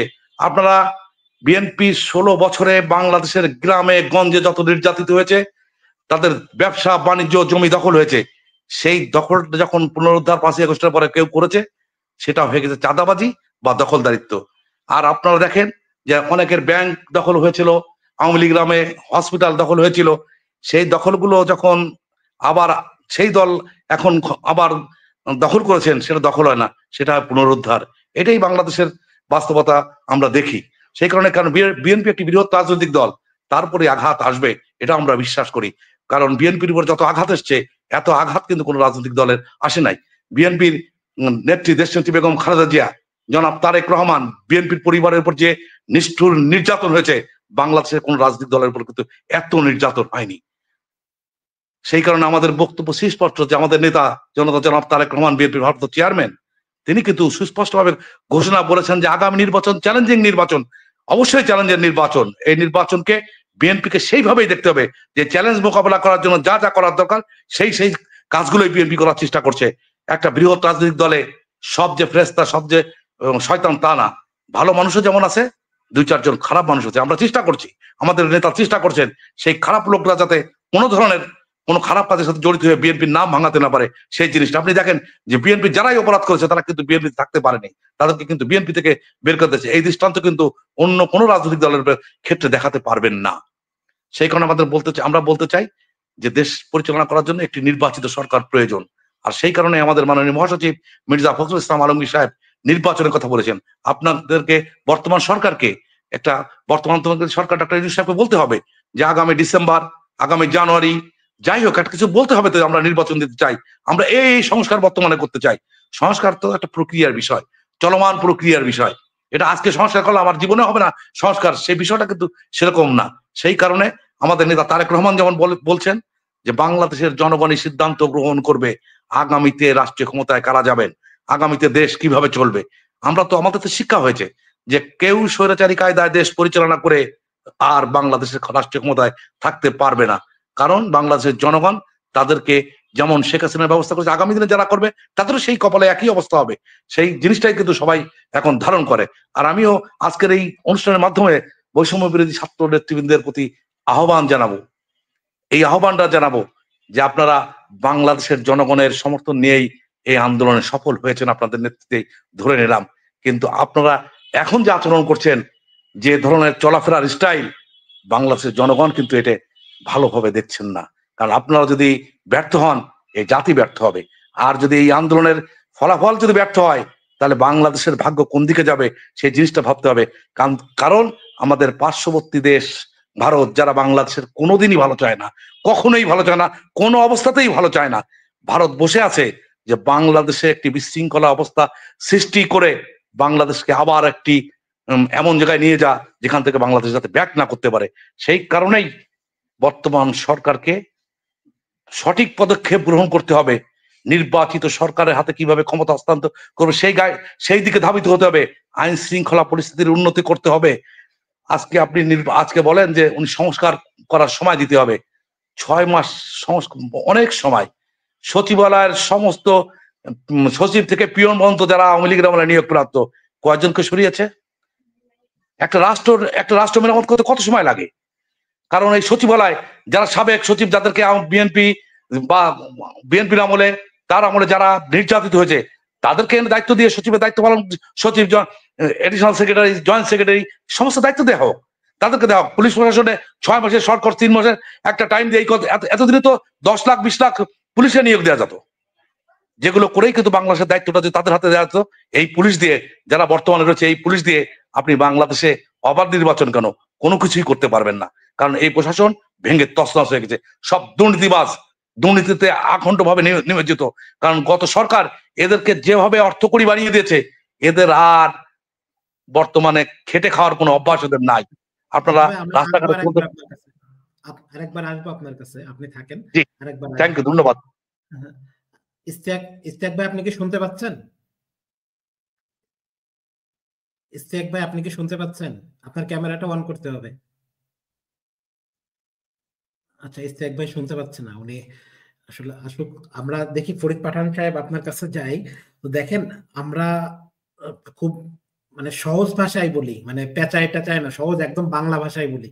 সেটা হচ্ছে, এখন যদি সরকারে যারা আছেন তারা কোনো অর্ডার দিলে নিচের লেভেলের সচিব থেকে পুলিশের ওসি পর্যন্ত কেউ ওই অর্ডার পালন করছে না। তারা যাচ্ছেন বিএনপি নেতার কাছে। আমি সরাসরি খোলামেলা আলোচনা করছি, এখানে কোনো কারচুপি নাই, মানে এই নাই। তো তারা যাচ্ছে, বিএনপি নেতারা যা বলবে সেই অনুযায়ী গভর্নমেন্ট চলবে, ঠিক আছে? এবং সব থেকে আরেকটা ইন্টারেস্টিং বিষয়, একজন উপদেষ্টা, আমি নাম বললাম না, তিনি বলছেন যে যে আপনার হচ্ছে 111, তারা 3 জন বাদে 111 সরকার, এবং এই সরকারের বিএমপিদের পরামর্শে যত লেভেলের আইন শৃঙ্খলা অথবা বিচার বিভাগে যে নিয়োগ দেওয়া হচ্ছে সব বিএমপির মানুষজন। তো উনি এটা দিয়ে আসলে কি প্রমাণ করলেন, ফরিদ পাঠান সাহেব? অনেক ধন্যবাদ দাউদ ভাই। আপনি খুব সুন্দর একটা প্রশ্ন করেছেন। আমি এটি চিন্তা করছিলাম যে দেখেন, প্রথমেই আমি বলবো যে আমাদের যে প্রেক্ষাপটে এই সরকারের চেঞ্জ আসছে, কত তারিখে আসছে? 5 তারিখে। 6 তারিখে সবাইকে নিয়ে বসছেন প্রতিটি রাজনৈতিক দল, আওয়ামী লীগ ছাড়া প্রতিটি রাজনৈতিক দল। তখন কি চিন্তা হয় নাই যে কে থাকলে সাংবিধানিক অসুবিধা হবে? তখন কি চিন্তা করেন নাই ওই দিন যারা ছিলেন ওই মিটিংয়ে? তখন চিন্তা করে নাই আইন প্রশাসনে কি হবে? আজকে আপনারা ডক্টর ইউনূস সাহেবকে 30% ক্ষমতা দিয়ে 100% আশা করেন।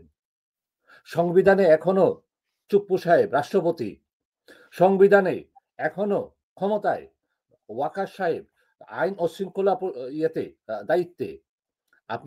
আপনারা যে আশা করেন যে 30% ক্ষমতা দিয়ে আমাকে দিলেন 1 আঙ্গুল, এখন আপনি 10 মণ ওজন তুলো, এটা কি সম্ভব? দেখেন, আমি বলতে চাচ্ছি এখানে যে সাংবিধানিক থেকেও একটা বাধাগ্রস্ত আসে ওনার কাছে, আইন ও শৃঙ্খলার ওদিক থেকেও উনি 100% কাজ করতে পারছেন না।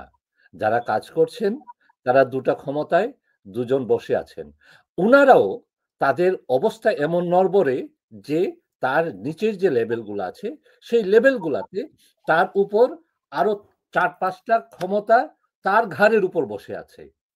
আপনাদেরকে চিন্তা করতে হবে, শুধু চাইলেই তো হবে না, তো একটা সময়ের প্রয়োজন। তো যখনই গোড়াতেই গন্ডগোল ছিল, এখন ওইটা কি আমরা টেনে আমরা লম্বা করছি, এটাই অবস্থা।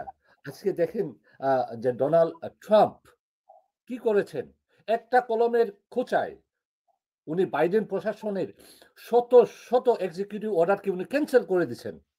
তার কারণ কি? কারণ ওনার কাছে সর্বময় ক্ষমতা। কিন্তু আজকে কি ডক্টর ইউনূস সাহেবের হাতে কি সেই ক্ষমতা আছে? আপনারা একটু চিন্তা করবেন যে আমি যে চাই চাই চাই সেই চাওয়াটা আমার কতটুকু যৌক্তিক চাওয়া। আজকে যদি ডক্টর ইউনূস সাহেব বলেন যে হ্যাঁ আগামী মাসে আপনারা নির্বাচন করেন, আসেন, কে রেডি আছে? কে রেডি আছে? করতে পারবেন? পারবেন না। অনেক ধন্যবাদ। বলতে চাই অনেক কিছু, কিন্তু এখন আর বলতে ইচ্ছে হয় না। অনেক ধন্যবাদ দাউদ ভাই। ভাই আপনার কাছে, আপনারা আমরা শুধু ধন্যবাদ দিয়েই শেষ করব না, আপনার কাছে আরো প্রশ্ন আছে আমাদের। আপনি যেহেতু আমেরিকার স্টেট ডিপার্টমেন্টের সাথে কানেক্টেড, আপনাকে আমাকে আরো কিছু প্রশ্ন আছে।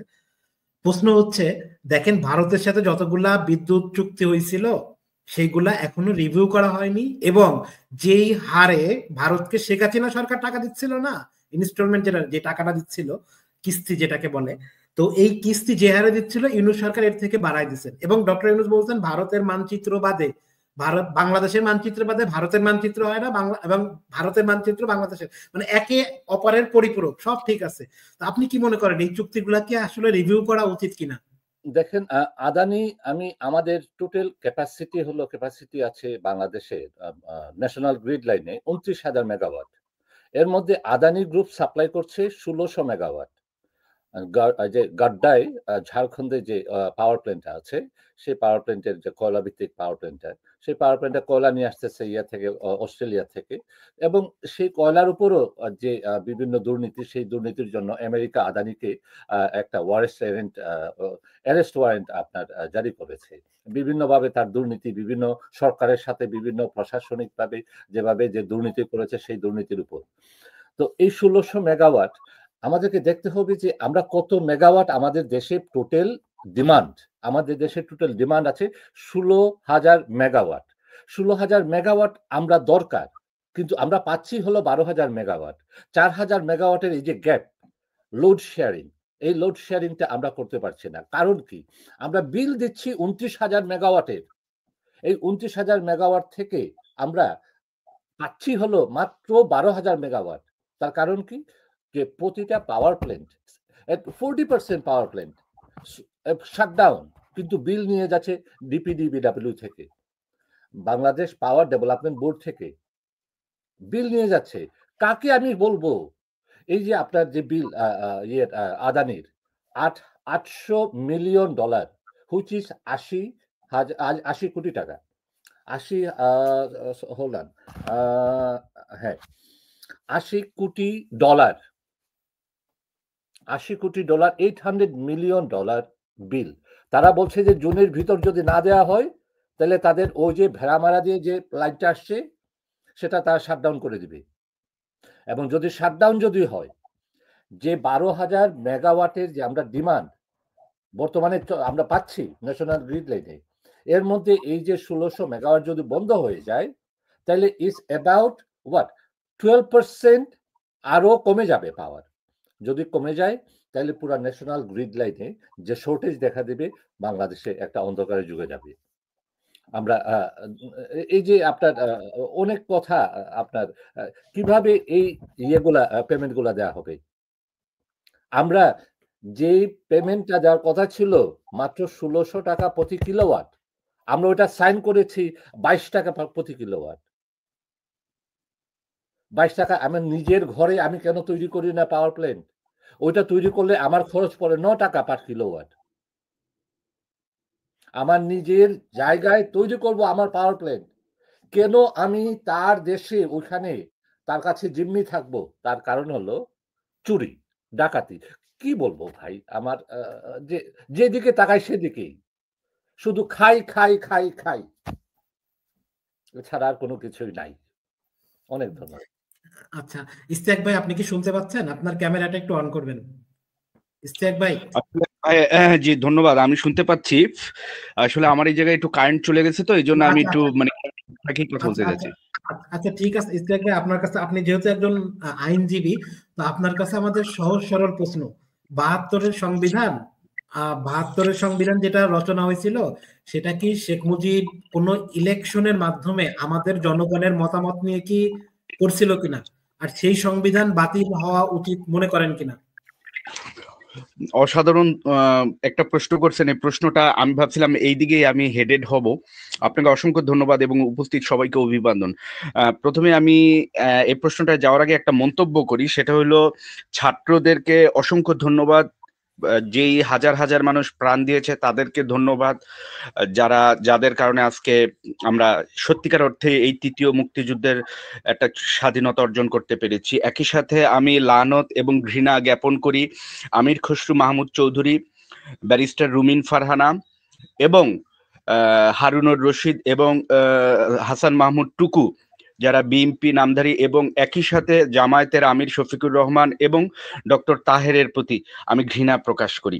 আমি আমার বক্তব্য শুরুতে প্রথমেই বলি যে 72-এর সংবিধান যেটা ছিল, সেটা ছিল যেরকমটা প্রচলিত আছে, মাওলানা ভাসানী সাহেব সম্ভবত বলেছেন, এটা দিল্লি থেকে 9 মাসে নাজিল হওয়া সংবিধান।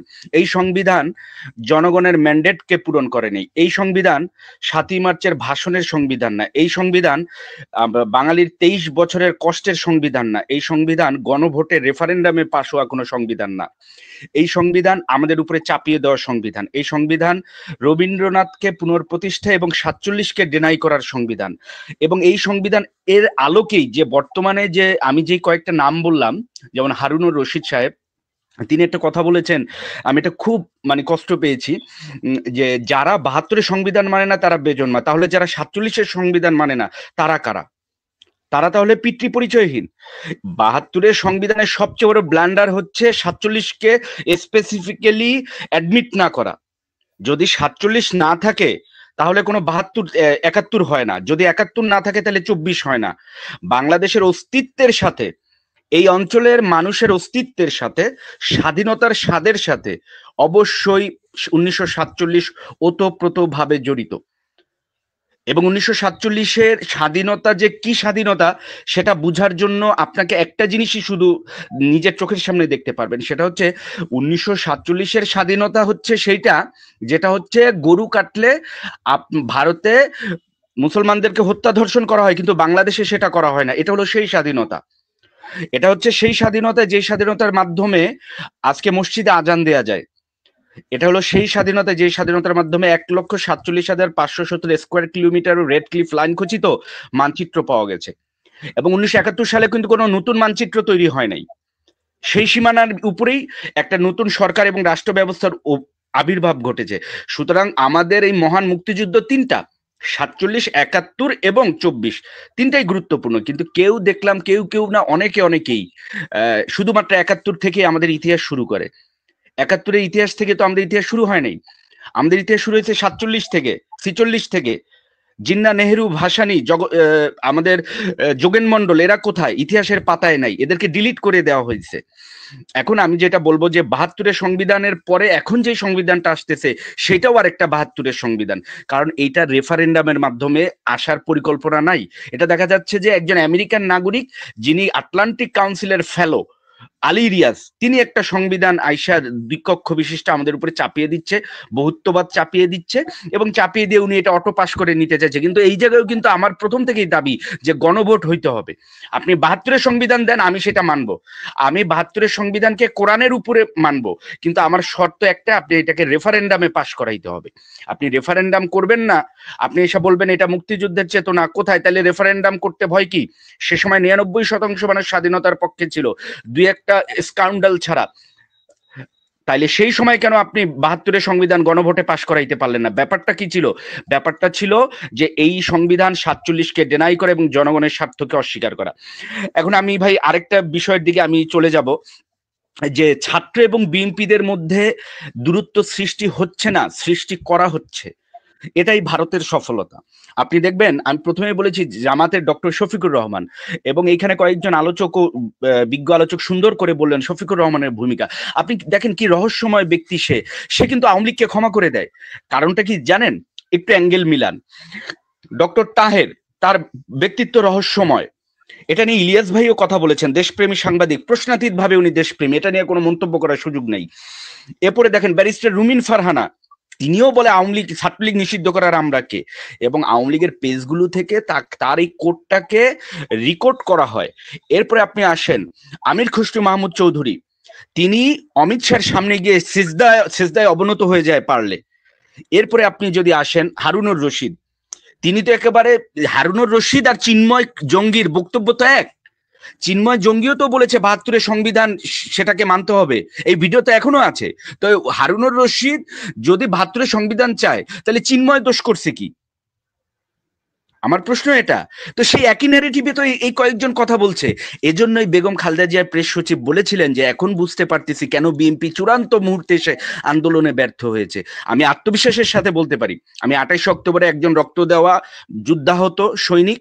২৮ অক্টোবর ২০২৩ সালের আমি বলছি ২৮ অক্টোবরে এই সরকার পড়ে যেত, কিন্তু এই সমস্ত ব্যক্তি যারা জামাতের আমির শফিকুর রহমানের মতো, তার সিলেটের তার মেডিকেল কলেজ বন্ধ করে না সরকার, আওয়ামী লীগ বন্ধ করে না, তার পরিবারের কাউকে খুন ক্রস ফায়ার করে না, ব্যারিস্টার রুমিন ফারহানাকে বা তার পরিবারের কাউকে গুম খুন ক্রস ফায়ার করা হয় না, ম্যাডাম জিয়াকে বাড়ি থেকে বের হতে দেয় না।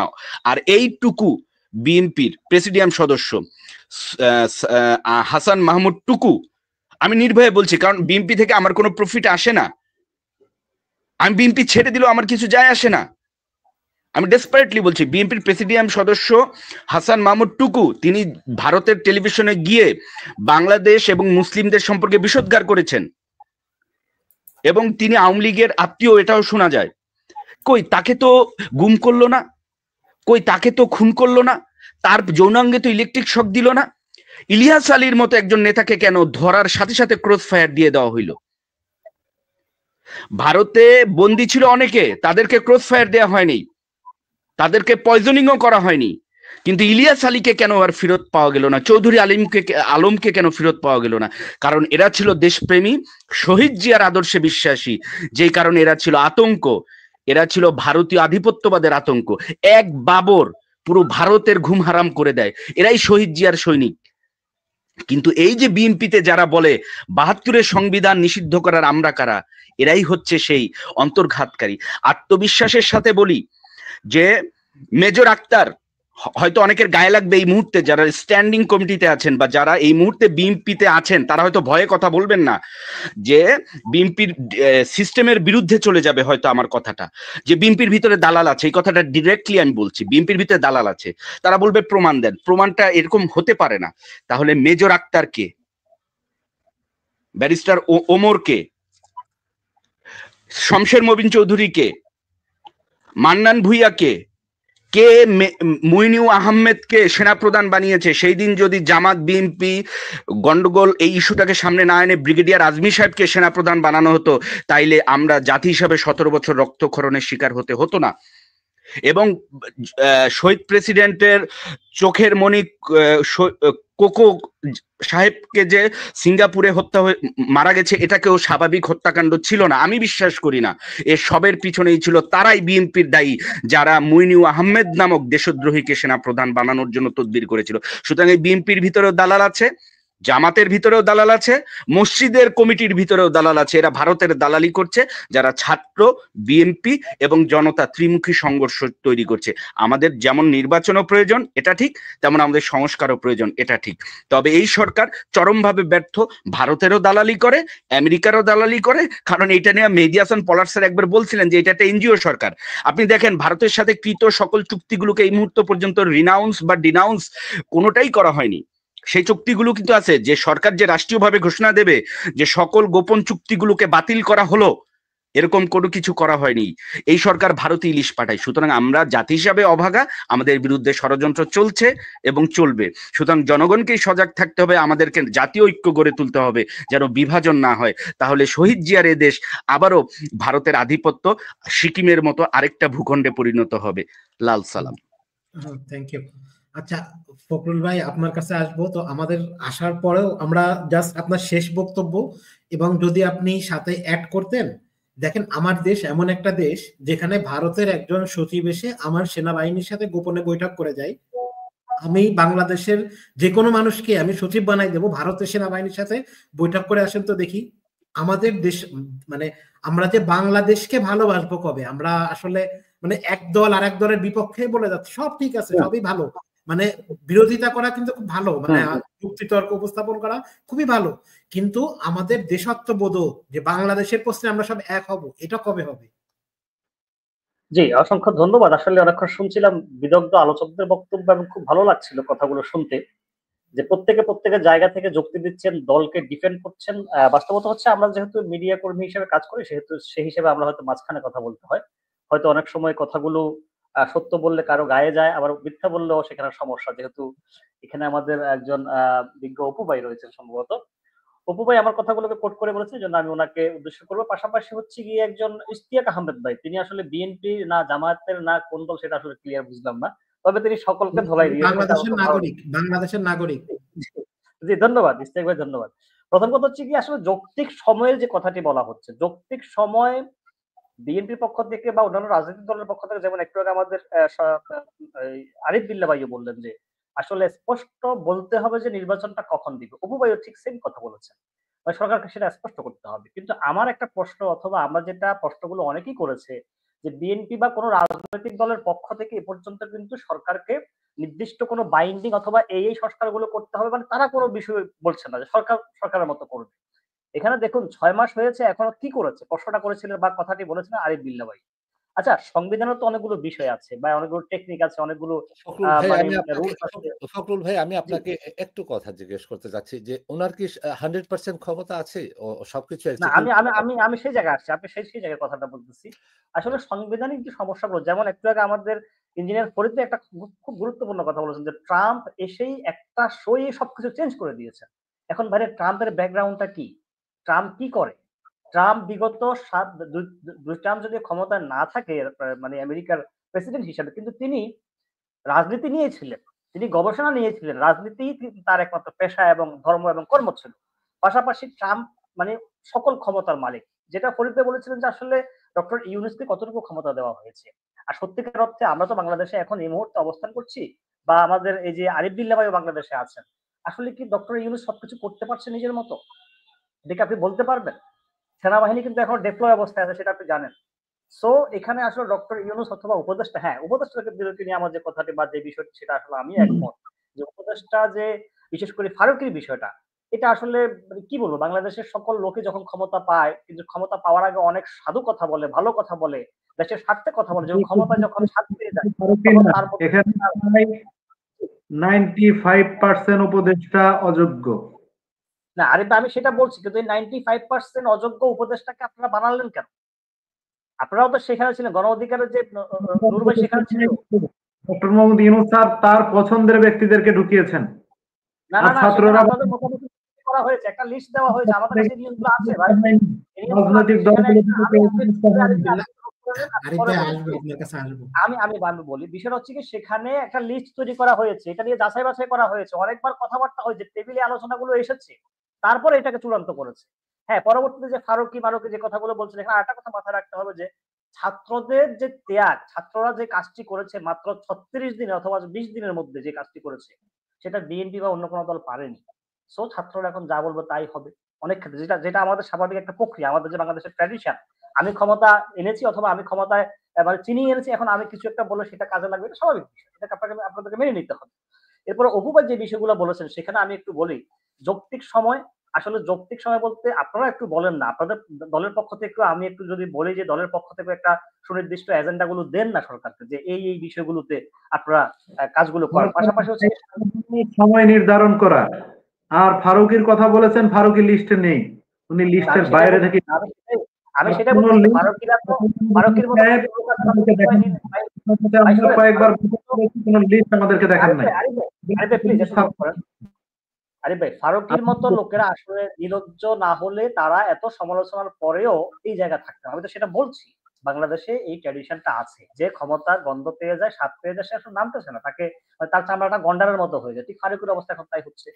এরপরে আসুন, আমি যে বিষয়গুলো বলবো যে আওয়ামী লীগকে নিষিদ্ধ করার যে কথাটি, দেখুন আওয়ামী লীগকে নিষিদ্ধ না করার বিষয়ে মানে এই যে জামাত ক্ষমা করে দিয়েছে সেটা যদি ভুল হয়ে থাকে, তাহলে আওয়ামী লীগকে নিষিদ্ধ না করার পেছনে বিএনপিরও তো যুক্তি আছে, বিএনপিরও তো তর্ক আছে। বিএনপি তো বলছে যে কোনো দলকে আমরা নিষিদ্ধ করতে পারি না। এখন জামাত ক্ষমা, আমি কোন দলকে ডিফেন্ড করছি না, প্লিজ এটা একটু মাথায় রাখবেন। জামাত যদি আওয়ামী লীগকে ক্ষমা করে যদি কোনো অন্যায় করে থাকে, এটা জামাতের একটা স্ট্যান্ড ছিল, এটা জামাতের একটা রাজনৈতিক কৌশল ছিল। সেই জায়গা, সেই বিষয়টিকে আপনি একটু বিশ্লেষণ করলে বুঝতে পারবেন জামাত কেন এই কথাটি বলেছে। সামনে নির্বাচন আছে, জামাত বিগত সময়ে অনেক ভাবে নির্যাতিত হয়েছে, এখন জামাত বলেছে যে ক্ষমা করে দিয়েছে, আমরা বুঝলাম যে তিনি অন্যায় করেছেন। তাহলে বিএনপি কেন আওয়ামী লীগকে নিষিদ্ধ করার বিপক্ষে? এই যুক্তিটিকে এই যুক্তি বা এই প্রশ্নের উত্তর কি আসলে বিএনপি দিতে পারবে? পারবে না। বিষয়গুলো হচ্ছে সাংবিধানিক কিছু ব্যাপার আছে, আজকে আমি যদি উপরে থুতু মারি, সেই থুতুটা কালকে যে আমার গায়ে আসবে না, এই জায়গা থেকে, এই কৌশল থেকে, এই চিন্তা থেকে মূলত বিএনপির এখন অথবা অন্যান্য দলগুলো, রাজনৈতিক দলগুলোর কাজগুলো হয়ে থাকে, যেটা আমরা জানি। এরপর আসেন যে বিশেষ বর্তমান সরকারের কয়েকটি বিষয় আমিও সমালোচনা করি, মাঝে মধ্যে আমিও বলি যে বর্তমান সরকার যে বিগত সরকারের যে দোষরগুলো রয়েছে, বিশেষ করে প্রশাসন, এই জায়গায় কিন্তু মানে সরকার কিন্তু কাজ করতে পারেনি, এটা চরম সত্য। এখানে ধরেন আপনার যারা 600 লোক নাকি সেনাবাহিনীর কাস্টডিতে ছিল, তারা কোথায় গেল? এই প্রশ্নের জবাব কিন্তু আমরা এখনো বর্তমান সরকার থেকে পাইনি। দ্বিতীয় হচ্ছে, এখনো কিন্তু দেখুন একেবারে প্রত্যেকটি, বিশেষ করে প্রশাসনের প্রত্যেকটি জায়গায় আওয়ামী লীগের দোসররা আছে, অথবা স্বৈরাচাররা আছে, অথবা যে বিগত সময়ে যে গুলি করে মানুষ মেরেছে তারা কিন্তু আছে। তাদের বিষয়ে আসলে এই সরকারটা স্লো অথবা মন্থর গতিতে কাজ করছে। এটা কেন, সেটা আসলে জনগণও জানতে চায়, আপনাদের মতো আমরা গণমাধ্যম কর্মীরাও জানতে চাই। আরেকটা বিষয় হচ্ছে কি আপনার সবকিছু মিলিয়ে যে কথাগুলো বলবো যে মানে ভারতের সাথে, আচ্ছা আরেকটা ইম্পর্টেন্ট কথা হচ্ছে ভারতের সাথে যে বিষয়টি, ভারতের সাথে যে কথাবার্তাগুলো এখন হচ্ছে যে এই সরকার করতে পারতেছে না, সেই সরকারের দোষ দিচ্ছেন আপনারা, অন্তর্বর্তী সরকারের। কিন্তু বিএনপি যদি এখন ক্ষমতায় আসতো, বিএনপিও ভারতের সাথে সম্পর্কটাকে ঢালাই করে নেওয়ার চেষ্টা করতো। কোনোভাবে বিএনপিও আসলে একেবারে মানে কাঠখোট্টা হয়ে, স্ট্রিক্ট হয়ে ভারতের সাথে সম্পর্ক শেষ করে দেওয়ার যে বিষয়টি, সেটা বিএনপি করতে পারতো না, বা অন্য কোনো দলও জামাতও করতে পারবে না। কারণ বিগত কয়েকদিন আমরা রাজনৈতিক ব্যক্তিদের মানে তর্ক বিতর্ক বক্তব্য, সেটা আমরা বুঝতে পারছি আসলে ভারতকে আমাদের না লাগলেও, জনগণের না লাগলেও কিন্তু রাজনৈতিক দলগুলো লাগবে, তারা সেই হিসেবে কিন্তু কথা বলছে। বিষয়টাকে এভাবে আমাদেরকে মাথায় নিতে হবে। পাশাপাশি আপনাকে ধন্যবাদ, এক্সিলেন্ট একটা কথা বলছেন। আমি শেষ করছি। আসলে বিষয়টা হচ্ছে কি, আমরা সব জায়গা থেকে রাজনৈতিক দলগুলো তাদের স্বার্থ, তাদের বিভিন্ন কলা কৌশল গুলোকে মানে চিন্তা করতে গিয়ে অনেক সময় অনেক সিদ্ধান্ত নিতে হয়। রাজনৈতিক দলের একটা স্ট্যান্ড থাকে, একটা পলিসি থাকে, সেই পলিসি গুলো মেকিং করতে গেলে দেখবেন যে কালকে বলেছে এক কথা, আজকে সেটা সে আরেক কথা বলবে। এটা হচ্ছে বাংলাদেশের রাজনীতির ট্রেন্ড। আমরা দেখেছি আওয়ামী লীগ বলছে, বিএনপি বলছে, বিএনপি তো ক্ষমতায় ছিল কতবার, 72 সংবিধানের কথা বলছেন, কিন্তু এই দেখেন আমি কয়েকদিন আগের কথা, 5ই অগাস্টের আগে বিএনপি কিন্তু বিভিন্ন সভা সমাবেশে কিন্তু 72 সংবিধান বাতিলের কথা বলেছে, কিন্তু এখন কি তারা সেই জায়গায় আছে? ওই যে রাজনৈতিক স্ট্যান্ডে এই বিষয়গুলোকে চেঞ্জ করতে হয়। আর একটা বিষয় হচ্ছে কি, আপনারা মানে ধরেন সবকিছু মিলিয়ে রাজনীতির স্বার্থ থেকে আমরা যদি বের হতে না পারি, দলীয় স্বার্থ, ব্যক্তি স্বার্থ, দেশের কল্যাণে যদি আমরা কাজ করতে না পারি, দেশের মানুষের কথা আমরা যদি চিন্তা করতে না পারি, তাহলে আমাদেরকে অনেক সময় অনেক রূপ বদলাতে হবে, অনেক চরিত্র বদলাতে হবে। মুখোশের ভিতর থেকে আমাদের খোলসগুলো বের হবে। কালকে এক কথা বলবো, আজকে সেটি পরিবর্তন করব। আপনাদেরকে আমি হলফ করে বলতে পারি, বিএনপি সামনে অথবা যে দলগুলো বিগত 5ই আগস্টের সময়ে যে ভালো ভালো বড় বড় কথা বলেছে যে এই করব সেই করব, এটা পরিবর্তন করব, ঢাকা সিটিকে 4 ভাগ করবো, অথবা ঢাকা সিটিকে আবার একসাথ করব, জোড়া লাগাবো, দেখেন না ক্ষমতা আসলে সেগুলো হয় কিনা? হবে না। কেননা বাংলাদেশের বাস্তবতা হচ্ছে এই জায়গায়, বাংলাদেশের রাজনৈতিক সিস্টেমটা এভাবে তৈরি হয়েছে। এখন জনগণ মাঝখানে খুবই চিপার মধ্যে আছে। ওই যে আমাদের নোয়াখালীতে একটা কথা আছে, ওই যে কি বলে এটা, মানে পাটা আর ওই যে ফুতার ঘষাঘষিতে মরিচের অবস্থা শেষ, ঠিক আমাদের জনগণের অবস্থা হচ্ছে এরকম। বাস্তবতা হচ্ছে বাংলাদেশের রাজনীতিবিদরা যদি জনগণের কল্যাণে আওয়ামী লীগ চিন্তা করেনি, আওয়ামী লীগের বিরুদ্ধে গণ অভ্যুত্থান হয়েছে, এবং বিএনপি যদি অন্যায় করে তাদের বিরুদ্ধে গণ অভ্যুত্থান হবে, যেহেতু গণ অভ্যুত্থানের যাত্রা শুরু হয়েছে, ট্রেন শুরু হয়েছে, সেটা মাথায় রেখে রাজনীতি করতে হবে আগামীতে, সে যেই হোক, বিএনপি হোক, জামাত হোক, আওয়ামী লীগ তো নাই। সবকিছু মিলিয়ে আমি শেষ কথাটি বলবো এই জায়গায় যে বাংলাদেশের কল্যাণে যদি আমরা কাজ করতে চাই, বাংলাদেশকে যদি আমরা সামনে এগিয়ে নিতে চাই, তাহলে এই সরকার যে সংস্কারগুলো করছে সেই জায়গায় প্রয়োজনে আপনারা আপনাদের থেকে সরকারের প্রস্তাবগুলো দেন। মানে কি কি কাজ করা যায়, কি কি সংস্কার করা যায়, সুনির্দিষ্ট প্রস্তাব না দিয়ে শুধু শুধু আমরা বলবো 6 মাস হয়ে গেছে কেন করতে পারছে না, কেন হচ্ছে না। সংবিধান তো একটা সামনে আছে, সংবিধানটাকে মাথায় নিয়ে কাজ করতে হবে। আজকে আপনি ভুল করবেন, কালকে আপনাকে আইনের মারপ্যাঁচে ধরবে, সেই জায়গা থেকে তো আপনাকে সেই জায়গাটা তো চিন্তা করতে হবে। আমি শুধু এটুকুই বলবো যে আমরা বাংলাদেশে একটি নির্বাচন অবশ্যই চাই, এবং সেই নির্বাচনটি যেন যথার্থ হয়। সেই নির্বাচনের মাধ্যমে জনগণ যাকে ভোট দিবে, যে ভোটের অধিকার থেকে আমরা বঞ্চিত ছিলাম বিগত 67 বছর, সেই অধিকার খাটিয়ে আমরা যাকে নির্বাচিত করব সে ক্ষমতায় আসবে, এবং সে ক্ষমতায় এসে 5ই আগস্টের যে আগে যে 17 বছর আন্দোলনে যে কাজগুলো বলেছেন, যে কাজগুলো করবেন সেগুলো যেন করে, এই প্রত্যাশা আমরা সবসময় করি বা করতে পারি। আশা করি বাংলাদেশের বর্তমান রাজনৈতিক দলগুলো সেই জায়গায় থাকবেন, সেই পথে থাকবেন। না হলে গণ অভ্যুত্থান, ছাত্র জনতা আবার তৈরি আছে। ধন্যবাদ। অনেক সুন্দর ভাই, কথা বলছেন জাহিদ ভাই। জি ভাই বলেন। আমি একটু যাই করি। আচ্ছা ঠিক আছে, আসসালামু আলাইকুম ভাই। সকলকে ধন্যবাদ। আসসালামু আলাইকুম। জাহিদ ভাই, আমরা আরেক ভাইয়ের কাছে আসবো। আরেক ভাইয়ের কাছে আসার আগে আপনার যদি কোনো সংক্ষিপ্ত প্রশ্ন থাকে ভাই, মানে সময় আমার শেষের দিকে, যদি সংক্ষিপ্ত কোনো প্রশ্ন থাকে। জি, আসসালামু আলাইকুম সবাইকে। আশা করি আপনারা সবাই ভালো আছেন। আচ্ছা ভাই, আমরা যদি নিজেরা ভালো না হই তাহলে কি মনে করেন সবকিছু সম্ভব এগুলো ভালো কিছু করার? আপনারা যে নির্বাচন করবেন, আপনারা যে চুরি ছিনতাই ডাকাতি করতেছেন, আপনারা চাঁদাবাজি করতেছেন, আজ পর্যন্ত এখন তৈরি আপনারা কোনো প্রেশার দিলেন না। আমার কতজন ছাত্র জনতা মারা গেল সেই লিস্ট বাইর করতে পারলেন না। আপনারা কতজনকে হসপিটালে পাঠাইলেন, কতজনকে আপনারা চিকিৎসা দিচ্ছেন সেইগুলা বলতে পারতেছেন না। আপনারা কতজন ফ্যামিলিকে যে যারা ছাত্র জনতা মুক্তিযুদ্ধ নিয়ে আসলো, আপনারা বক্তৃতার সময় আপনারা শ্রদ্ধা দিতে দিতে একদম মুখ দিয়ে ফেনা বাইর করে ফেলেন, কিন্তু তাদের ফ্যামিলি কিভাবে চলতেছে, কেমন আছে, আমরা তো নিউজগুলো দেখি। তো সেগুলো ওই নিউজগুলো কোথা থেকে আসে? আপনারা এক একজনে এসে এত বড় বড় গলাবাজি করে কথাবার্তা বলতেছেন। নির্বাচন আইন নাকি আপনারা কি করবেন ভাইয়া? আমি শুধু এগুলো একটু জানতে চাই। মানে নির্বাচন আমি ভোট দিতে পারলাম না, আমি ভোট দিয়ে কি করব? ভোটের আগেই যদি আপনারা চাঁদাবাজি, ছিনতাইকারী, তারপর আবার বলেন যে আমরা তো 16-17 বছর ছিলাম না, তো এখন যেগুলা হইতেছে, তো 16-17 বছর করতে পারলেন না, এখন নির্বাচনের আগ পর্যন্ত আপনারা ধৈর্য ধরতে পারলেন না। থ্যাংক ইউ জাহিদ ভাই। আমি একটু ভাই, আমি একটু যোগ করে জাহিদের সাথে কথাটি। আমি কিন্তু আমার প্রথম বক্তব্যে ইঙ্গিতটি দিয়েছিলাম, এবং তারেক রহমান যে বারবার যে বলছে আগামী নির্বাচন চ্যালেঞ্জের, আমরা তো গ্রামে গঞ্জে হাঁটি, এখানে বিএনপির অভিভাবক তো চলে গেছেন, যে গ্রামে গঞ্জে আমরা যখন হাঁটি সাংবাদিক কর্মী হিসেবে বা বিভিন্ন কাজে কর্মে, তখন মানুষ কিন্তু বলছে কথাগুলো, বিএনপির সক্রিয় কর্মীরাও বলছে যে ক্ষমতায় না আসতে এই অবস্থা, যেটা বাস্তব সত্য কথা। ক্ষমতায় গেলে কি হবে, সেই জায়গা থেকে তারেক রহমান কিন্তু জিনিসগুলো বুঝতেছে, বাট নেতা কর্মীরা সেটা বুঝতেছে না। হয়তো কেন্দ্র বুঝতেছে, বাট যে তৃণমূল, আমার একটা লেখা কিছুদিন পরে পাবেন হয়তো, যে আগামী নির্বাচনে মানে বিএনপির যে তৃণমূল যে গর্ব ছিল, সেই নিয়ন্ত্রণহীন তৃণমূলে কিন্তু আগামী নির্বাচনে বিএনপির জন্য বড় ফ্যাক্ট হয়ে দাঁড়াবে। এটা এই লেখাটা আমি লিখতেছি, শেষ করলে হয়তো আপনারাও দেখবেন। আশা করি বিষয়গুলা, এই যে জাহিদ ভাই একজন সাধারণ মানুষ হিসেবে বলছে, ঠিক আমরাও দেখছি চিত্রগুলো। আমার কথা হচ্ছে কি, আমরা আগে নিজেদের মধ্যে সংস্কারটা করি না, নিজের সৎ না হয়ে তো অন্যকে সৎ পথে পরিচালিত করতে পারবো না ভাই। তো সেই জায়গা থেকে না গিয়ে আমরা শুধু নির্বাচন করছি। ধন্যবাদ। আমি লাস্ট যেটা বলতেছি, আমি আপনাদেরকে আর কি বলতে চাচ্ছি যে ভাই আমরা কোনো দল করি না। আমরা গত 16-17 বছর আওয়ামী লীগের বিরুদ্ধে অনেক কথা বলছি, বিএনপি জামাতকে অনেক অত্যাচার করছে, তাদের সাপোর্ট নিছি।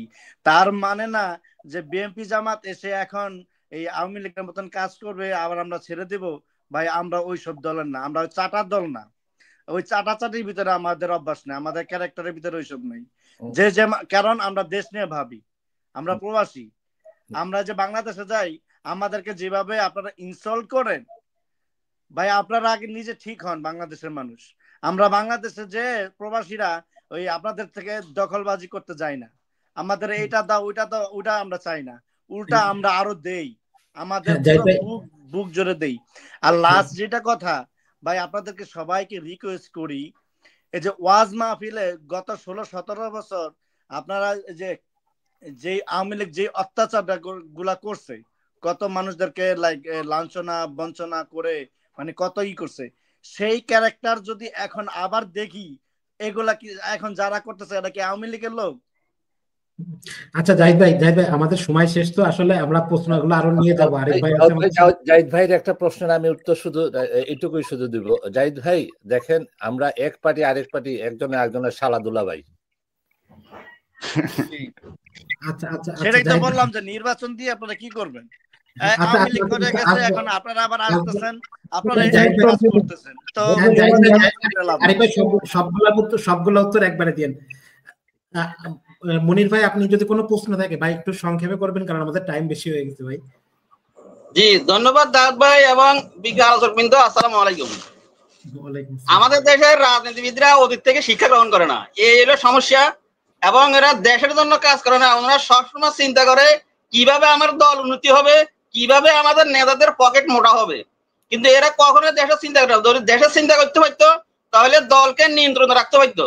বিএনপি কে আমরা তো 5 আগস্টের আগে শেখ হাসিনার সময়তে আমরা বিএনপির পক্ষে কথা বলেছি, কিন্তু এখন আমরা বিএনপি কে প্রশ্ন করলে ওনারা আমাদের জামাত ইসলাম ট্যাগ দিয়ে থাকে। তাহলে আমরা কার জন্য কথা বলবো? আমরা তো নিরপেক্ষভাবে কথা বলার চেষ্টা করি। আমরা তো বাইরের দর্শকের মতো, দর্শক দুষ্ট একদম, যখন খেলা হয় দর্শকরা কি কে ভালো খেলে কে খারাপ খেলে এটা দেখে, কিন্তু ওনারা এইগুলা গ্রহণ করতে রাজি নাই।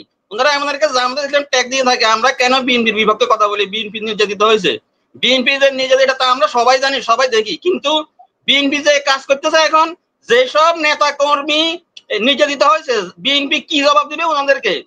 এখনো ওনারা বলতেছে যে আওয়ামী লীগকে নিয়ে নির্বাচন করতে ওনাদের কোনো অসুবিধা নাই। তাহলে আমরা এত আন্দোলন করি কি লাভ হইব? প্রবাসীরা যে এত ত্যাগ স্বীকার করেছে, কি লাভ হয়েছে? ধন্যবাদ আপনাদের সবাইকে। আচ্ছা আচ্ছা আচ্ছা, ঠিক আছে ভাই, দেখতে থাকেন। আমাদের আরেক ভাইয়ের কাছে অনেক প্রশ্ন হয়ে গেছে। হামিদ ভাই, আপনার যদি সংক্ষেপে, ভাই খুব দেরি হয়ে গেছে, জাস্ট সংক্ষেপে প্রশ্নটা করবেন। আসসালামু আলাইকুম ওয়া রাহমাতুল্লাহি ওয়া বারাকাতুহু। আমি সর্বপ্রথম আমার একজন প্রিয় ভাজন ভাই আছে এখানে, ফরিদ পাঠান ভাই, আসসালামু আলাইকুম। তার সাথে আমি ফখরুল ইসলাম আর গণ অধিকার আরিফ ভাই। স্বাধীনতা, এই যে আমরা যে ছাত্র আন্দোলনের কথা বলি, এখানে কিন্তু ওই উঠে এসে জুড়ে বসছে। এখানে তারেকের কথা বলি না, এখানে নূরের কথা বলি না, এইখানে ওই যারা যে ছাত্র দলের যারা নিহত হয়েছে তাদের নাম দেখি না, যারা বিএনপির থেকে আহত নিহত হয়েছে তাদের নাম দেখি না।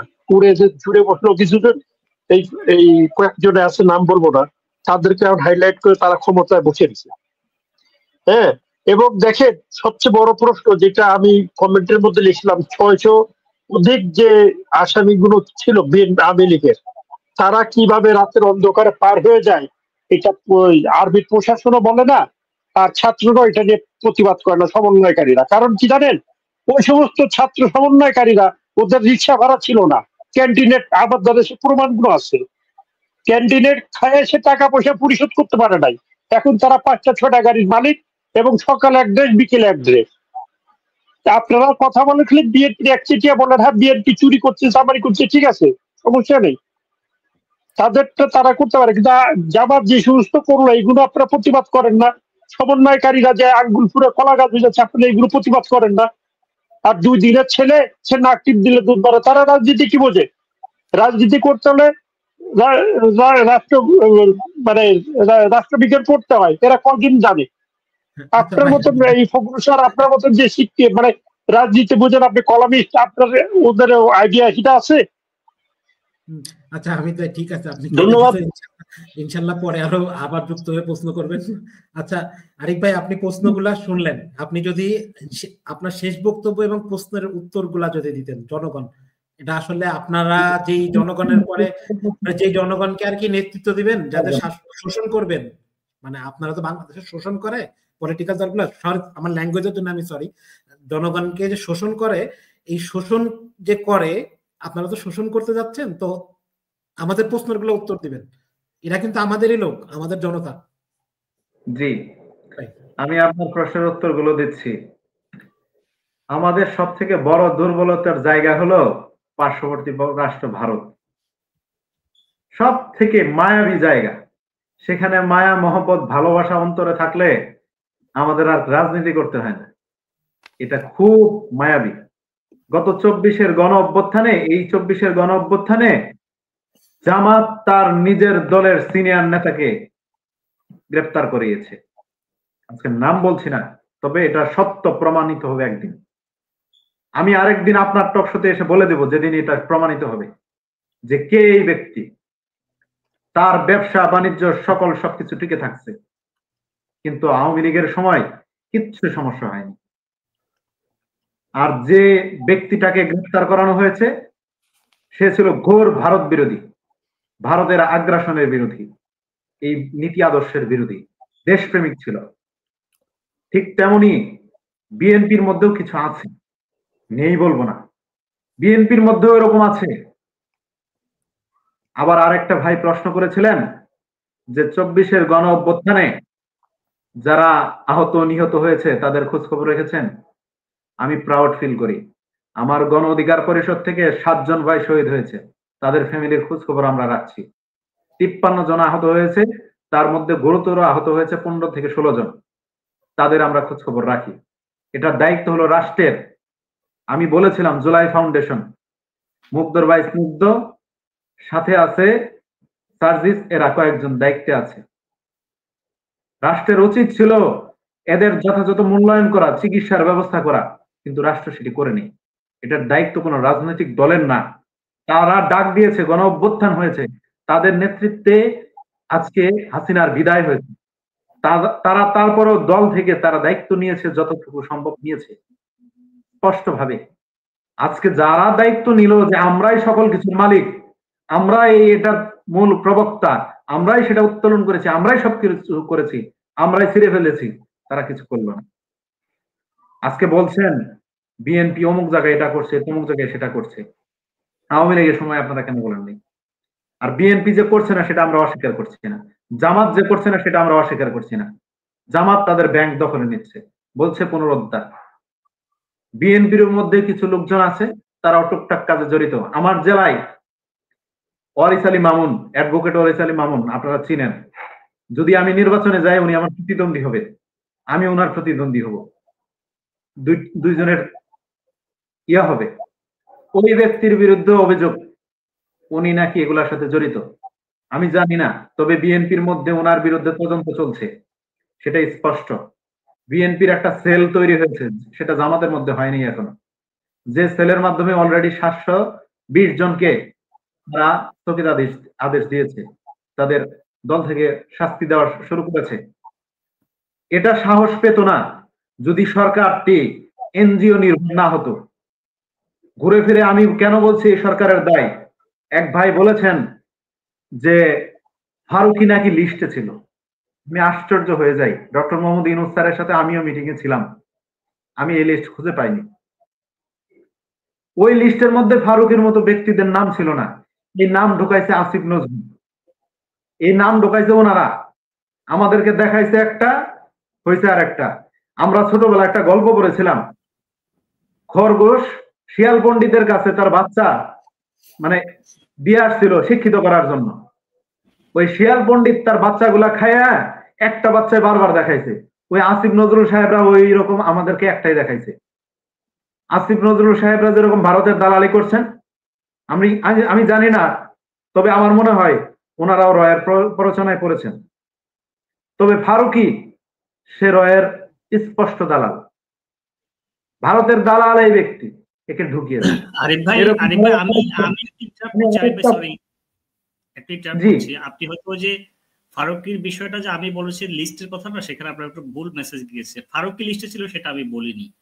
মূলত ফারুকির বিষয়ে, ফারুকির বিরুদ্ধে তো আমিও কথা বলছি। ফারুকিকে আসলে অযোগ্য মানে একজন ব্যক্তিকে এখানে নিয়ে আসার পরে এত আন্দোলন হয়েছে, এত কথা হয়েছে, তারপর সে নিরজ্জের মতো নাম ছাড়া কথাটা কিন্তু আমি বলেছি যে বাংলাদেশে যে ব্যক্তি ক্ষমতার স্বাদ পায় সে তার কিন্তু চামড়াটা গন্ডারের হয়ে যায়। ফারুকের সেম অবস্থা হয়েছে। আর একটা বিষয় আপনাকে একটু বলি, আপনারা গণ অধিকারের পক্ষ থেকে আসলে ফারুককে নামার জন্য কয়দিন আন্দোলন করছে সেটাও তো আমাদেরকে দেখতে হবে। আন্দোলন তো করা উচিত, তাই না? যেদিন ফারুকীকে ইনক্লুড করা হয় ওই দিনই সাথে সাথে মশাল মিছিল করে কাকরাইলের পাশেই বিজয়নগর পানির ট্যাঙ্কির সামনে আমরা প্রচার করেছি, আমরা বিক্ষোভ করেছি। সেখানে মূল ধারার, স্পষ্ট করছি, মূল ধারার গণমাধ্যম গুলো সেখানে উপস্থিত ছিল।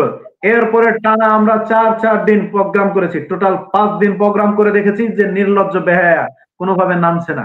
তখন আমরা তো আর সরকারে নাই, আমরা টেনে হিস্ট্রি নামাতে পারি না। ওটাই হলো বিষয়। আমি মনে করি ফারুকের থেকে যোগ্য হিরো আলম। হিরো আলম ইসলাম বিদ্বেষী না, হিরো আলম দেশপ্রেমিক, হিরো আলম দেশ বিদ্বেষী না। হিরো আলমকে আমি মনে করি ফারুকের জায়গায় বসাইলে ফারুকের থেকে অনেক ভালো করতো, কারণ হিরো আলম ফারুকের থেকে আরো আছে। আমি মনে করি হিরো আলমকে ফারুকিকে নামিয়ে হিরো আলমকে বসানো উচিত ছিল, কারণ ফারুকির থেকে 10 ধাপ এগিয়ে আছে এই হিরো আলম। আজকে হিরো আলমকে মানুষকে তিরস্কার করে, হিরো আলমই যোগ্য ফারুকির থেকে। আজকে এদেরকে ক্ষমতায় বসিয়েছে। আরেক স্বাস্থ্য উপদেষ্টার কথা বলি, ম্যাডামকে আমি বলেছিলাম ওনার সাথে সাক্ষাৎ করে, ম্যাডাম আপনার ডানে কিন্তু স্বৈরাচারের দূষর, আপনার বামে আওয়ামী লীগ, সামনে আওয়ামী লীগ, পিছনে আওয়ামী লীগ। ম্যাডাম আমাকে উত্তর দিয়েছিলেন কি জানেন? বাবা সবাইকে নিয়ে চলতে হবে। আমি ম্যাডামকে আবার পাল্টাও প্রশ্ন করেছিলাম, বাবা সবাইকে নিয়ে চলতে হবে ম্যাডাম, আপনি যে আমাকে বললেন আপনি তো আমাদের রক্তের উপর দিয়ে বসেছেন, তাহলে সবাইকে নিয়ে চলতে হবে। হাসিনা কি দোষ করেছিল? হাসিনাকেও নিয়ে আসেন, তার সাথে চলেন। এই প্রশ্নটি আমি করেছিলাম। আবার স্বরাষ্ট্র উপদেষ্টাকে বলেছিলাম যে বিডিআর হত্যাকাণ্ডের বিচার বিষয় নিয়ে, পিলখানা হত্যাকাণ্ডের বিচার বিষয় নিয়ে স্মারকলিপি দেওয়ার সময় বলেছিলাম যে স্যার আপনি কিন্তু বিগত সময়ে হাসিনা যখন তদন্ত কমিটি করেছিল সেই তদন্ত কমিটির উল্লেখযোগ্য পার্সন ছিলেন, তখন আপনি কি তদন্ত করেছিলেন? আপনি আজকে কমিটি করতে চাচ্ছেন, আপনার কমিশন করতে হবে। আপনি যদি কমিশন না করেন আমরা আপনাকে বাধ্য করব। ওনার সাথে সরাসরি মিটিং এ এইভাবে এই সুরেই বলেছিলাম আপনাকে বাধ্য করব। তখন উনি আমাকে বলেছিল যে বাবা যাই কিছু হোক তোমরা শান্ত থাকো, তোমাদের পক্ষেই আমরা কাজ করব। আমরা ওনার মুখের উপরে বলেছিলাম যে আপনি কিন্তু কিছুই করতে পারেন নাই, হাসিনার পক্ষে আপনার রিপোর্ট দিতে হয়েছে। এই মেরুদণ্ডহীন এদেরকে যদি আপনারা সরকারে বসান তো হবে না। তো উচিত ছিল আসিফ মাহতাবদেরকে বসানো, উচিত ছিল সারোয়ার আলমদেরকে বসানোর জন্য, উচিত ছিল ইলিয়াসদেরকে বসানোর জন্য, উচিত ছিল এই যে ফজল আনসারী, একে আপনি রাষ্ট্রদূত যোগ্য না, সে হলো উপদেষ্টা হওয়ার যোগ্য, তাকে বসানোর উচিত ছিল। তাকে আপনি রাষ্ট্রদূত দিয়ে তাকে ডিমোশনে পাঠিয়েছেন, তাকে প্রমোশন দেন নাই। স্পষ্ট কথা। আজকে আমাদের তারেক বলেছিল বাঁশের লাঠি হাতে তুলে নেন, রাষ্ট্রের মালিকানা বুঝে নেন। তারেককে সেনাপ্রধান প্রস্তাব করেছিল জেলখানায়, তুমি কি তারেক উপদেষ্টা হতে চাও? বলছে আমি রাষ্ট্রের ব্যানগার্ড হতে চাই, আমি দারোয়ান হতে চাই। স্পষ্ট বলেছে। ওই ফারুকিদের মতো, আসিফ নজরুলদের মতো, রেজওয়ানা হাসানদের মতো, এদের মতো ওই মানে নির্লজ্জের মতো যায় বলে নাই আমি উপদেষ্টা হয়ে দেশ পরিচালনা করব। তারেকদের মধ্যে দেশপ্রেমিক আছে, বলতে হবে। তারেক স্পষ্ট সেনাবাহিনীর সেনাপ্রধানকে বলে দিয়েছিল যে না আমি হতে চাই না, আমি উপদেষ্টা পরিষদে যেতে চাই না। যারা ঢ্যাংডাঙ্গায় উপদেষ্টায় চলে গেছে তাদের মধ্যে যোগ্যতা কি? নিজেরাই নিজেদের যোগ্যতা মাপতে পারে না। আজকে বলতে হচ্ছে। আজকে অনেকে অনেক কিছু বলছেন যে আমরা এসে গলাবাজি করি, আমরা টকশোতে এসে গলাবাজি করি। আমাদের গলাবাজি এই কারণে আসে কারণ বন্ধুদের নলের সামনে আমরা দাঁড়িয়েছিলাম, আমরা বিষয়গুলো দেখেছি, আর আমাদের জায়গা থেকে আমরা সলিড আছি। আমাদের পকেটের টাকা জানতে চান?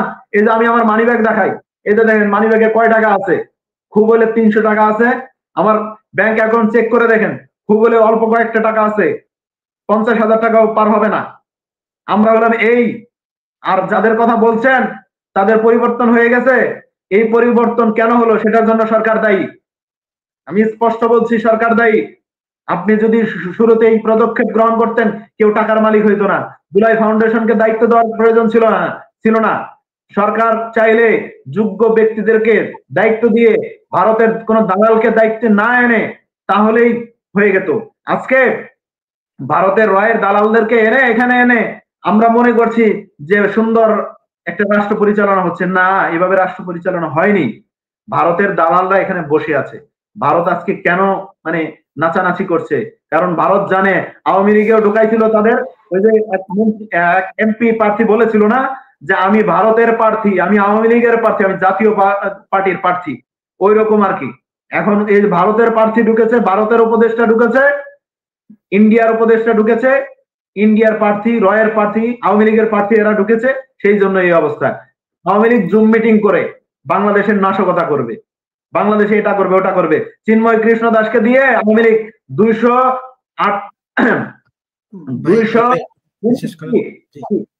219টি ব্যাংক অ্যাকাউন্টের মাধ্যমে চিন্ময় কৃষ্ণ দাসের পকেটে টাকা ঢুকেছে, ইসকনের পকেটে টাকা ঢুকেছে, আওয়ামী লীগ পাঠিয়েছে। এই সরকার কি করেছে? খুঁজে পায় নাই। যমুনা গ্রুপে, এই যে যমুনা লাইফ ইন্স্যুরেন্সের এমডি, যমুনা লাইফ ইন্স্যুরেন্সের এমডি এই বেটা ইসকনের সাথে জড়িত। আমি ওনার নামটা ভুলে গেছি, আমি ওনার নামটাও ভালো করে জানি। এই ব্যক্তিটাকে কয়েকবার বাদ দেওয়া হয়েছে। গত এই জানুয়ারি মাসের 14 তারিখে তারা বহিষ্কার করা হয়েছে। আবার এই যমুনা গ্রুপ হলো আপনার গাজী গ্রুপের লেসপেন্সার। এই গাজী গ্রুপের ভাই একটা অ্যাড করি আপনার সাথে গাজী গ্রুপের মালিক একে আবার 19 তারিখে ঢুকিয়েছে, 14 তারিখে বহিষ্কার করেছে, এরা আবার 19 তারিখে ঢুকিয়েছে। এরা ইসলাম নিয়ে ষড়যন্ত্র করছে, রাষ্ট্র নিয়ে ষড়যন্ত্র করছে, এরা দেশ নিয়ে ষড়যন্ত্র করছে, মানচিত্র নিয়ে ষড়যন্ত্র করছে। এরা মনে করে বাংলাদেশে যদি একজন মানুষকে সীমান্তে হত্যা করতে পারে, একজন মানুষকে কোথাও হত্যা করতে পারে, তাহলে তারা 1000 তাদের স্বর্গীয় আফসারা পাবে। এই ব্যক্তিগুলাকে নিয়ে এদেরকে যারা প্রমোট করছে, এদেরকে যারা মানে সুযোগ দিচ্ছে, এদেরকে নিয়ে আপনারা আবার উপদেষ্টা গঠন করেছেন। আবার আমি অবাক হয়ে যাই, আমাদেরই কিছু ভাই হাসনাত আব্দুল্লাহ, সে প্রেস ক্লাবে কনফারেন্স করে আওয়ামী লীগের সময়ে, হাসিনার সময়ে যারা নাকি কাউন্সিলর হয়েছে, এই কাউন্সিলরদেরকে নিয়ে মিটিং করে তাদেরকে পুনর্বাসন করতে হবে। দুর্ভাগ্যের কথা, এদেরকে পুনর্বাসন করলে আওয়ামী লীগ হয়ে যাবে। কি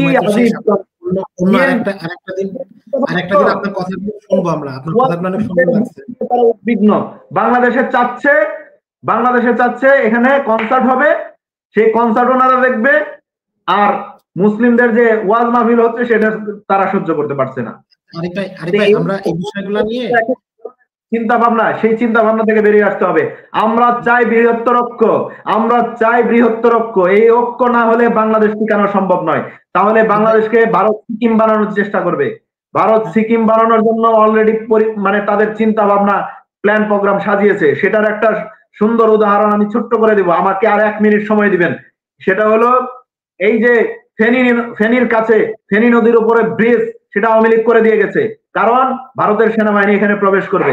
তার একটু নমুনা হলো ফেনীতে 900 একর জমি ইকোনমিক জোন হিসেবে ভারতকে দেওয়া হয়েছে, যেন ভারত সেখানে ইকোনমিক জোনের নামে আধিপত্য বিস্তার করতে পারে। ভিন্ন দেশ যেন এই ইকোনমিক জোন করে বাংলাদেশকে অর্থনৈতিক ভাবে সাপোর্ট না দিতে পারে, সেই জন্য অর্থনৈতিক ভাবে ডাবানোর জন্য ভারতকে দেওয়া হয়েছে। আর ভারত সেখানে তারা বলবে কয়দিন পরে আন্তর্জাতিক মহলকে যে আমরা এখানে সিকিউর না, সেফ না, সেজন্য আমাদের সেনা মোতায়েন করতে হবে। সেনা মোতায়েন করার জন্য ফেনী নদীর উপর ব্রিজ আছে, কোনো সমস্যা নাই, কোনো টেনশন নাই। আবার আওয়ামী লীগ খেতে পারে, সেই জন্য আদানি গ্রুপের সাথে চুক্তি করেছে। আদানি গ্রুপের সাথে যে চুক্তি করেছে, সেই চুক্তিতে আওয়ামী লীগ একদম স্পষ্ট করে দিয়েছে যে এই চুক্তির মাধ্যমে ভারতে বসে বসে তারা খেতে পারবে। এরকম বিভিন্ন গোপন চুক্তি করে আমরা এই বিষয়গুলো নিয়ে, ভারতের যে বিষয়গুলো আছে এইগুলা নিয়ে আমরা আরেকটা অনুষ্ঠান ইনশাল্লাহ খুব তাড়াতাড়ি করবো। ফরিদ পাঠান ভাইয়ের কাছে যে ফরিদ পাঠান ভাইয়ের কাছে শেষ করবো। এর আগে আমাদের আরেকটা জিনিস আমরা জানাতে চাচ্ছিলাম, জাস্ট এটা জানাই আমরা ফরিদ পাঠান ভাইয়ের কাছে যে শেষ করব। এটা হচ্ছে আমাদের, আপনারা দেখতে পাচ্ছেন কিনা জানেন না, এটা হচ্ছে আমাদের ফরিদ পাঠান ভাইয়ের চ্যানেল, আর এটা হচ্ছে আমাদেরও চ্যানেল। উনি যেহেতু সৎ কথা বলেন, যেটা সত্য কথা বলেন সেটা আমরা দেখি। আমরা চাই প্রতিটা ভয়েস আসুক, প্রতিটা প্রতিবাদ আসুক। আপনারা এটা সাবস্ক্রাইব করতে পারেন, লাইক শেয়ার করবেন, এটা আমাদের রিকোয়েস্ট থাকবে। তো এটা হচ্ছে আমরা চাই, এটা আমার চ্যানেলের উদ্দেশ্য হচ্ছে বিজনেস করা না, আমার চ্যানেলের উদ্দেশ্য সত্য তুলে ধরা। আমি কারোর বিজনেস করছি না।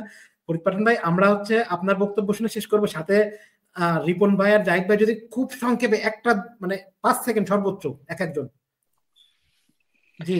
জি আমি তখন রিপন আরিফ ভাইকে আর কি একটু নিয়ে অ্যাড করতে চাইছিলাম। সেটা হলো ভাই, শুধু আওয়ামী লীগ বিরুদ্ধে আমরা কথা বলতেছি না, আমরা এন্টি ইন্ডিয়ান, একদম মানে রক্তের ভিতরে আছে যে ইন্ডিয়ান কিছু থাকবে না আমাদের না। আমাদের চ্যানেলের ভাই এটা আমাদের চ্যানেলের ব্লাড হচ্ছে ইন্ডিয়া নেগেটিভ, এটা আমাদের চ্যানেলের এটা হচ্ছে আলাদা কাহিনী, এটা হচ্ছে ভাই আলাদা। রিপন ভাই যদি, হ্যাঁ আরিফ যাইবে, আমরা অন্য আরেকদিন কথা বলবো। রিপন ভাই যদি সংক্ষেপে, খুব সংক্ষেপে রিপন ভাই। তো আমি, আসসালামু আলাইকুম, সবাই আশা করি ভালো আছেন। আসলে খুব সংক্ষেপে যদি বাংলাদেশের যে প্রতিহিংসার রাজনীতিটা, আমি একটা কথাই বলবো সকল দলের উদ্দেশ্যে, যে আমাদের প্রতিহিংসা দূর করতে হবে। যে দলে ক্ষমতা আসে বিরোধী পক্ষদেরকে নিয়ে বাংলাদেশটা যাতে সুন্দর একটি শাসন করা হয়। দুর্নীতি, চাঁদাবাজ, টেন্ডারবাজি মুক্ত সকল মানুষের ভেদাভেদ, প্রতিহিংসা, মানুষের অহংকার, এগুলো যাতে ভুলে যায় সবাই। কে বড় লোক, কে ছোট লোক, কে গরিব, কে ধনী, কে চৌধুরী, আচ্ছা আচ্ছা বৈষম্য দূর করা হয় না। রিপন ভাই, আমরা অন্য আরেকদিন আপনার কথা শুনবো। আমরা এখন আসলে শেষ, তো আমরা ফরিদ পাঠান ভাইয়ের কাছে যে অনুষ্ঠান শেষ করব। পাঠান ভাই, আপনি যদি খুব 5-10 সেকেন্ডের মধ্যে যদি শেষ করে দেন, মানে জাস্ট কিছু বলে। অনেক ধন্যবাদ দাউদ ভাই। আমি শুধু এইটুকুই বলবো, যারা আত্মহুতি দেন তাদেরকে আমরা কদিন পরে আমরা ভুলে যাই। 70-এ আমরা ভুলেছি, 71-এ ভুলেছি, 47-এও ভুলেছি, 52-তে ভুলেছি, ওই 24-এও কদিন পরে ভুলে যাব। আজকে যারা এখনো হসপিটালে, যারা হত্যা শহীদ হয়েছেন, আমি আপনাকে একটা মেসেজ, আমি একটা ভিডিও আপনাকে আমি পাঠিয়েছিলাম যেদিন মুগ্ধ মারা যায় জুলাই 28 তারিখে। সেই 28 তারিখে আমি কি কথাগুলা বলেছিলাম, সেই ভিডিও ক্লিপটা আপনি হয়তো কোনো একদিন আপনি দেখাবেন।